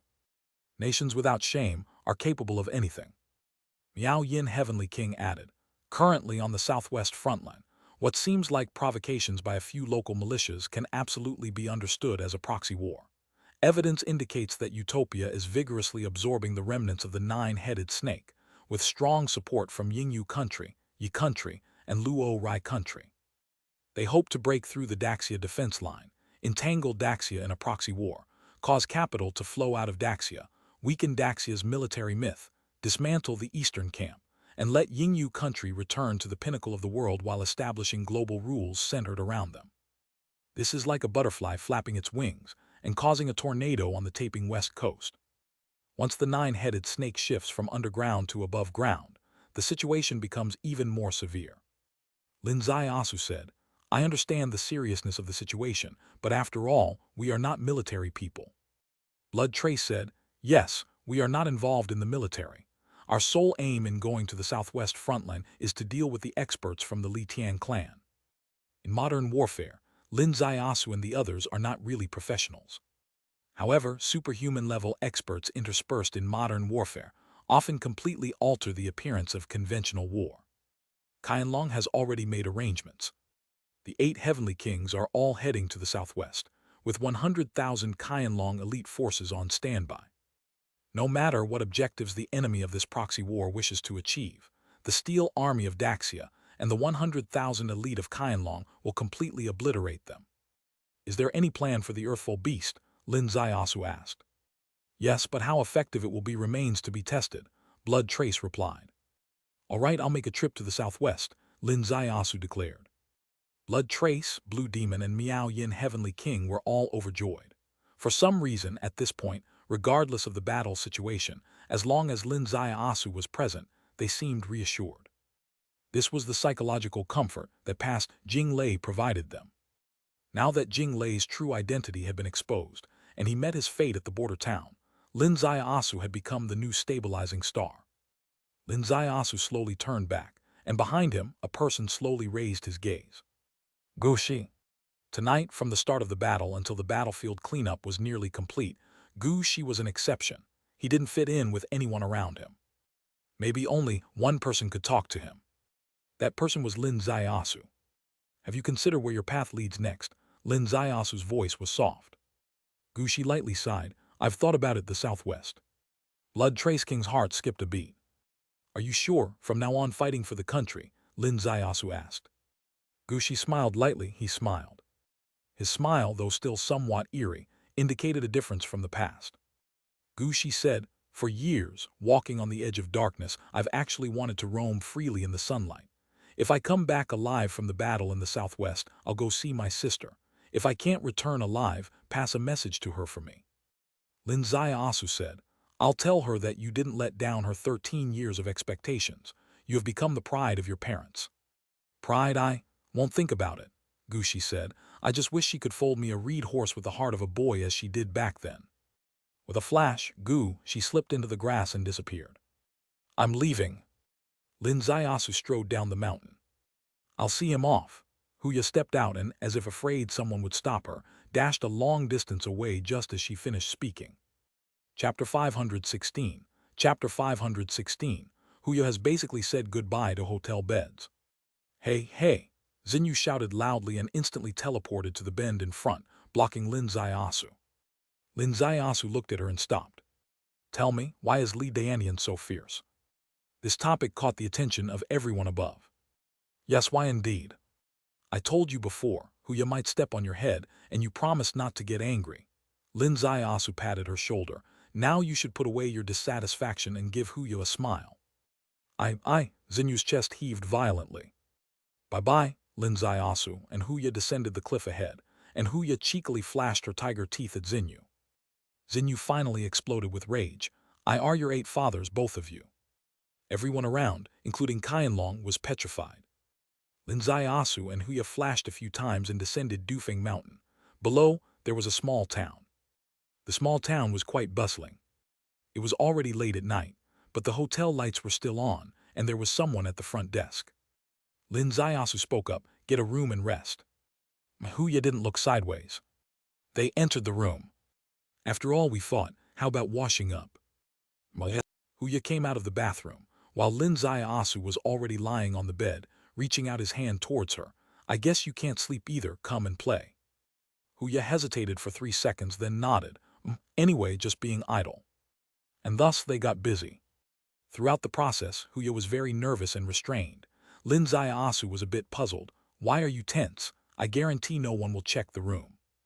Huya took a deep breath and glanced at him. Am I nervous? I'm afraid of getting too excited and breaking the bed, like last time at Liu Lin Temple when the bluestone slab didn't hold. We've agreed not to rent a room for this anymore. No room outdoors. Outdoors is better than this. Can't take it. Let's go to the bathroom. With a swish, she slipped away and ran to the bathroom. When Lin Asu came in, she was already in position, hands braced on the washing basin. In this position, no fear of Lin Xiaomeng being too fierce or skilled. It could hold.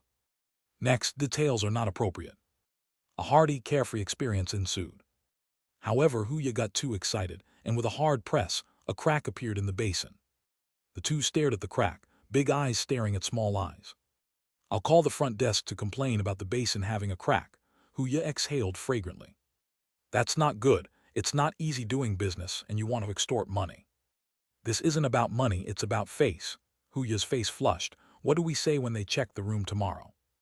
Upon checking out the next day, a service staff really did notice the obvious crack and opened up asking them for 3,800 compensation. Huya had to argue. Your basin has quality issues, otherwise why would it crack out of nowhere? Debate ensued that couldn't be resolved, and nearby guests sided with them, analyzing with common sense that guests couldn't just cause a basin to crack. It would mean a quality issue. Lin Asu stepped in to mediate. Though it's likely a quality issue, it did crack while we were staying. We'll pay a cost price, $300, okay. The boss agreed. Watching them walk out, the boss felt lucky. This generation of young people was indeed polite. Huya exited the hotel and proceeded without looking back until she reached the fork ahead, and her flushed expression finally faded. She turned around. I have to go. What about you? I'm going with you, Lin Zaiasu replied. To the southwest frontline, Huya was excited. Lin Zaiasu raised a hand, dragon eye in hand, issuing an order with level 3 authority requesting a car. Huya didn't have this privilege. If it were only her, because she indulged in last night's pleasures, today she'd most likely have to ride back to the front line on her own. But with Lin Zaiasu's presence, it's different. Lin Zaiasu's level 3 authority is equivalent to being Heavenly King. She could call a dedicated car. While waiting for the car, Huya was excited. We will head to the front line side by side, it's too exciting. Is it really that exciting? Huya nodded. Over there the mountains are high, forests are dense. Whatever you want to do, we just dive into the woods. Lin Zaiasu was also excited, but reason told him this was not quite right. Huya was straightforward. No problem, we earnestly fight on the battlefield, achieve merit, and as for fooling around in the woods, who cares? It doesn't affect others. This is called living transparently. The flying car landed in front of them. Lin Zaiasu and Huya entered the car, heading directly southwest. Meanwhile, Blue Demon was sitting in a flying car, landing in another city. Jiangcheng. In December's Jiangcheng, the sun spread like a soft quilt, lazily. Ding Ryushui sat atop a building, basking in the sun lazily. She had only just freed herself. During the past 2 months, she experienced 2 major changes. The first was saying goodbye to virginity. She finally offered herself to Lin Zaios. From a time perspective, it was only 1 night, and from a frequency perspective, just 4 times. However, the unique flavor kept her awake upon reminiscing. To avoid overthinking, she did something proper, leading to the second major change. She devoted herself to cultivation, created a blood tower. More than a month passed, and she finally successfully established the blood tower. Her cultivation improved vastly. Now, with her cultivation stabilized, she started overthinking again. That little devil, what's he been busy with these days? Why not come to Jiangcheng? Did he really quit after trying the taste? Impossible. She activated the water secret realm. The more you play, the more fun it becomes, and he played 4 times, each more passionate than the last. She can't believe little C wouldn't want. At this moment, a voice suddenly came from outside the courtyard. Is Miss Ryushui here? Ding Ryushui sprang up, looking in astonishment at the woman by the entrance. Her light blue hair, floating like a demon. Blue, Sister Lan, called Ding Ryushui from the rooftop. Uncle Sun quickly opened the door and let Blue Demon in. Ding Ryushui personally went downstairs to greet her, then brought Blue Demon up to the rooftop. He poured a cup of tea for Blue Demon. King Lanchin visiting personally, is there something you need? The battle on the southwest front line is very special. Lin Zaiasu has already gone. I specifically invited you to go over, Blue Demon said. Would you be willing to take a trip? Ding Ryushui actually only needed the first sentence to decide to go. Because her little C is over there too. However, she still felt it was better to be somewhat reserved, lifting the teacup leisurely to turn it. Did he ask me to go, or did King Lanchin ask me to go? I invited you because he needs you. Ding Ryushui's heart rippled slightly. Could it be that Blue Demon knows about their affair? Otherwise, why would she say that? This battle is very special and might face super experts, Blue Demon said. He has a sword move that requires utilizing water, so this time when you go, you only need to do one thing. If faced with super experts, provide him with a water source at any time. Ding Ryushui's eyes widened.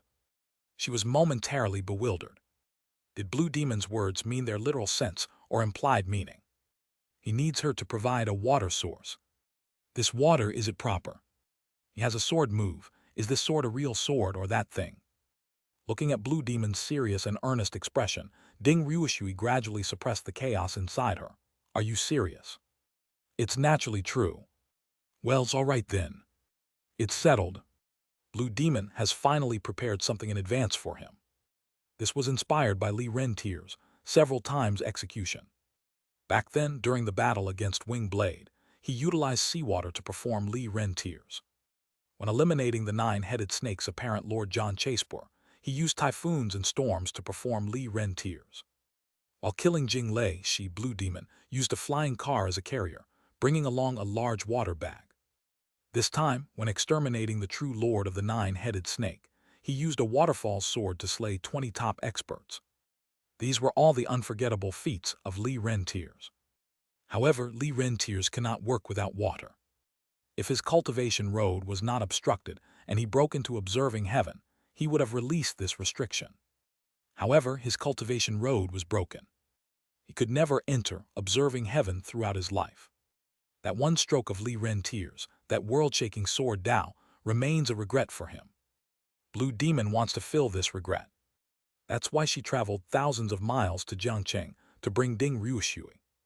Ding Ruoshui, the one who opened the water secret realm, is, at this stage, likely the biggest help for him. Meanwhile, Lin Zaiasu, seated on the flying car, was heading towards the southwest front line. Ding City was no longer the tranquil haven it used to be. In the south of the city, an artillery shell exploded last night. Though no one was harmed, the smoke that emerged during this peaceful era still remains the greatest fear for ordinary citizens. Many have left fleeing the border. The flying car kept advancing westward, and Lin Zaiasu through the flying car could see the scars of the war. Several residential buildings collapsed. Roads damaged. High-voltage power lines snapped. Rescue vehicles were blocked in the center of the road. In a village beside a huge crater, villagers were filled with terror. The closer they got to Liang Mountain, the more severe the damage. Ahead, plume upon plume of black smoke suddenly emerged. As the flying car soared by, it was clearly visible people were injured. Lin Zaiasu's expression darkened. Huya exhaled lightly. Jesseng country, a tiny speck of a country, dares attack our border defense. I say we should just wipe them out. This was just venting, of course. Huya wasn't a soldier, she was just Qianlong. Qianlong members carry out special tasks. They don't directly partake in battlefield military affairs. Liang Mountain Command. Southwest Military District Commander Zhang Kang, Political Commissar Ding Luo, and Chief of Staff Li Jixun were sitting in the command room. In front of them was a huge electronic screen. The electronic screen was divided into a 9-grid display. Each had its own particular use. One of the electronic screens suddenly expanded, showing a flying car, with its parameters fully displayed. The Chief of Staff said, Qianlong's third-level authority, which Heavenly King has come again. Someone beside abruptly stood up. It's actually him. I'm going to greet him. This person was not wearing a military uniform. He looked refined, almost not like a military personnel, but the 3 military bigwigs felt somewhat astonished. Because this person was very special. He was Qianlong Bai Shui. Bai Shui, Qianlong's top strategist. His authority is second-level authority. Even for a Heavenly King arriving, he does not need to greet them. There have already been 8 Heavenly Kings who have come to the southwest border. He has never greeted any, but these Heavenly Kings would often voluntarily seek an audience with him, the chief strategist. And today, before the flying car even landed, Bai Shui had arrived at the helipad. Chapter 517. Chapter 517. Qianlong's chief strategist Bai Shui. The flying car came to a stop. Lin Zaiasu got off the car. The first glance after getting off, he was moved by the majestic military prowess of the Southwest Military District. The military camp has this magical charm that captivates everyone who enters it. Such should be the mighty Steel Army. In silent admiration, he saw a person in front of him. This person, dressed in white, looked quite ordinary.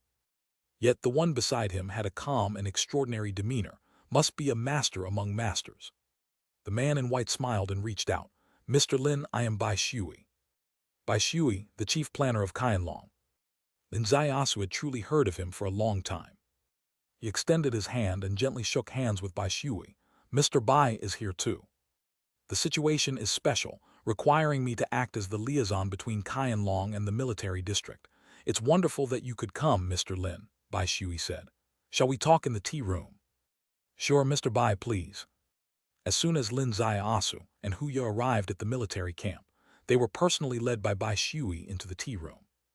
Outside the tea room, 2 soldiers saluted and opened the door for them. The group of 4 entered the tea room, and the door was closed. Bai Shui made the introductions.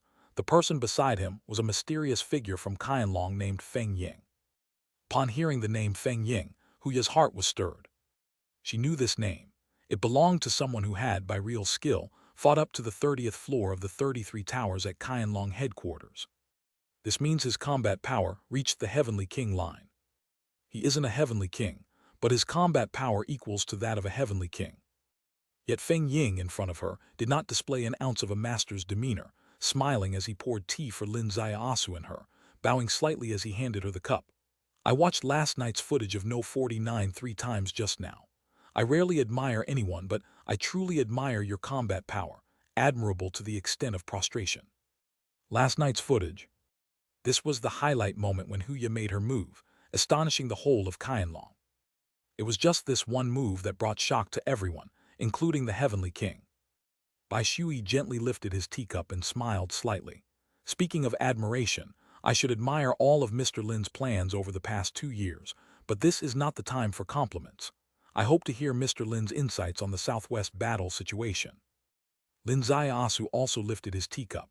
I am not a military personnel, and I am completely unfamiliar with the Southwest battle situation, so my insights might be quite shallow. No matter, just speak your mind, Bai Shui said. Lin Ziaosu nodded. Then I'll say what comes to mind. Regarding the Southwest battle situation, from what is visible on the surface, it's undoubtedly child's play. The 3 armed forces of Jeseng country, the Kasheng Brigade, the Western Alliance Armed Forces, and the Iron Wind Banner, add up to only about 100,000 troops. Moreover, they are all local militias, with weapons and equipment generations behind ours and without air supremacy. Such forces, the Great Xia Southwest military region, can easily crush. On the surface, indeed it seems so, Bai Shui said. Please discuss the deeper levels. Lin Ziaosu continued. Many military experts have conducted in-depth analyses on this, concluding that the Western world, represented by Yingyu country, hopes to drag our country into a proxy war using these cannon fodders, thus depleting our national strength. But I don't see it that way. Feng Ying suddenly looked up. Feng Ying is a mysterious figure of Qianlong, comparable to a heavenly king in status. His identity and status are extraordinary. Being a liaison between Qianlong and the military district, he naturally has diverse access to military information and naturally has his own insights. No matter how others see it, at least he acknowledges the concept of proxy war. Proxy war is also a very complex type of war. Don't underestimate the current strength of the 3 local armed forces of Jeseng, but once the support intensifies, their military strength can rapidly increase. Aircraft, missiles, black technology weapons, or even Yingyu country soldiers swapping uniforms to directly mix into these armed forces, using their banner to fight with their own combat power, all can drag Daxia into a proxy war.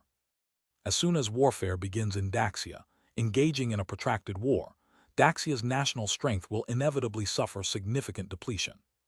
Why? Modern warfare indeed results in enormous financial liability with each shot fired, with the most money-consumptive thing being warfare. And what's worse, as soon as war breaks out, capital becomes extremely sensitive, and in any nation experiencing war, capital tends to flee first, triggering a chain reaction, causing a decline in numerous sectors across society. But Lin Ziaosu doesn't agree. Bai Shui asked, what do you think personally? I personally think they are setting up a narrative environment for a massacre they plan to execute next. An upcoming massacre, what would that be? Bai Shui's face turned somber. Lin Ziaosu said, the Earthfall Beast Army. The whole room fell silent. A pin-drop silence ensued. Huya's eyes lit up greatly. At this moment, Feng Ying remained completely motionless. Earthfall beasts, anyone who had paid attention to that day's debut would have it etched into their bones. Both Feng Ying and Huya had watched numerous times the scenes of Earthfall beasts sweeping through the Mengu core, deeply fearing this army of monsters not belonging to this world. Why are you certain that the Dai Luo beast army will definitely be deployed? Bai Shui asked. Because the manipulator behind this war is the Li Tian clan. Because its behind-the-scenes supporter is the Yingyu country, deeply controlled by the 9-headed snake. Also, although the Yingyu country claims to be #1 in global military strength, in reality, it no longer dares to easily face the military might of Daxia, Lin Ziaosu said. In such a situation, they urgently need a genuinely successful military victory against Daxia to knock Daxia's military prestige off its pedestal and to reconstruct the Yingyu country's position as the global military center. Bai Shui said, To achieve such a goal, there's only one army capable of it, and that's the Dai Luo Beast Army. Yes, the Dai Luo Beast Army is the nightmare of almost every army. They actually only need a media environment. Once we take action to destroy the three provocative local armed forces from the Jeseng country, it will give them the media context to deploy the Dai Luo Beast Army. Bai Shui's face was as somber as water. In fact, not necessarily. Not necessarily. Lin Zaiasu said, they can directly disguise the Dai Luo Beast Army under the guise of these three armed forces, claiming externally that it's these three forces leading the Dai Luo Beast Army that severely defeated the Daxia border defense, even invading Daxia lands. The Litian clan remains uninvolved, the Yingyu country stays uninvolved, and Daxia is pulled down from its pedestal, its country broken, without anyone to blame. This made Bai Shui sweat on his back. He is the chief strategist of Qianlong. Everything Lin Zaiasu said before, he could accept. Because on this level, he and Lin Zaiasu were on the same wavelength. Why has the Southwest Army maintained restraint in the face of provocations from these three armed forces until today, only making limited retaliations each time? Because he saw the enemy's intention to drag Daxia into the quagmire of a proxy war. Maintaining restraint was merely to avoid sinking into the quagmire.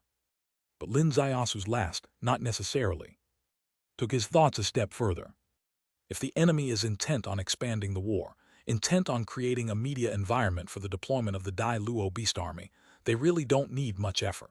They could completely package the Dai Luo Beast Army as part of these three forces' own power. Disguised as the three forces, directly attacking. No matter how you criticize internationally, the ones directly blamed are these three under-the-radar armed forces. Even if the Litian clan becomes infamous, do you really think they care? As for the real main force, the Yingyu country, they'll just watch from the sidelines. Is restraint useful? Completely useless. If the enemy is intent on creating trouble, no matter how restrained you are, they can always find a point to cause trouble. So the key to the war only remains one, the Dai Luo Beast Army. Their deployment of the Dai Luo Beast Army is set. Avoidance is not possible. There's one more thing, and this point is crucial, Lin Zaiasu said. I don't know if Mr. Bai has considered the biggest variable in the current situation. Tell me. There are indications that on the third day of the third month next year, during the equatorial split sun, the ancient boundary might break. Ancient boundary break, ancient boundary break. Bai Shui took a deep breath. Are you sure March 3rd is the day? I'm not sure. The only thing I can be certain of is that from this time point onward, the threat of the ancient boundary break will progressively increase. The real crisis we face is never the Litian clan, nor the global pattern but the outer world. That's why you forcibly cleared the nine-headed snake before this time point. Similarly, before this time point, we also need to forcefully clear the Litian clan, Lin Zaiasu said. Otherwise, when facing the true crisis, when the world should be united to face the strong enemies from another realm, these vermin in the shadows will definitely become a fatal hidden danger for the human clan. Bai Shui slowly raised his gaze, looked out the window and exhaled lightly. The situation is perilous and time is of the essence. Yes, we actually don't have the time to slowly wear them down in a so-called international power play. We need to use this provocation from foreign countries to truly establish Daxia's military prestige and let global countries clearly see that Daxia will be the strongest cornerstone when facing exotic invasions. Then, we can hope to integrate global forces to jointly resist the strong enemy. The Dai Luo Beast Army must be annihilated as well, Bai Shui said. Indeed, the formidable enemies we will face in the future are not to be underestimated. Lin Zaiasu said, if we can't even handle an army like the Dai Luo army, how can we face the outer immortal demons in the future? I've given some thought to the Dai Luo army. Bai Shui blinked gently, and a holographic projection appeared in the tea room. Miles from the southwest border, a 10-mile-wide ambush zone was prepared for the Dai Luo Beast Army. As long as the Dai Luo beasts enter the ambush zone, Hunting Wind No. 7 can turn them to dust. Hunting Wind No. 7 is not a missile but a landmine. But it's not an ordinary landmine. Its explosive power rivals the strongest thermobarometric bomb, capable of vaporizing even steel instantly. On this 80-mile border line, more than 1,000 have been installed, with 360-degree coverage without dead spots. Lin Zaiasu furrowed his brows. how to break through the subterranean movement of the Luo beasts. He had seen the parameters of hunting wind no 7, and they were indeed terrifying, but they cannot effectively damage anything below 3 meters underground. And the Luo beasts can move underground. Bai Shui said, hundreds of detection pillars have been installed underground, capable of releasing high-frequency pulses, and have been tested to effectively drive out almost all Luo beasts. This is the development of modern technology. Lin Zaiyasu had once used subsonic sound in the bridge realm to drive out the subterranean mad spider. Today, at the southwest border, high-frequency pulses are used to drive out the Luo beasts, a parallel in principle along the paths of cultivation and technology.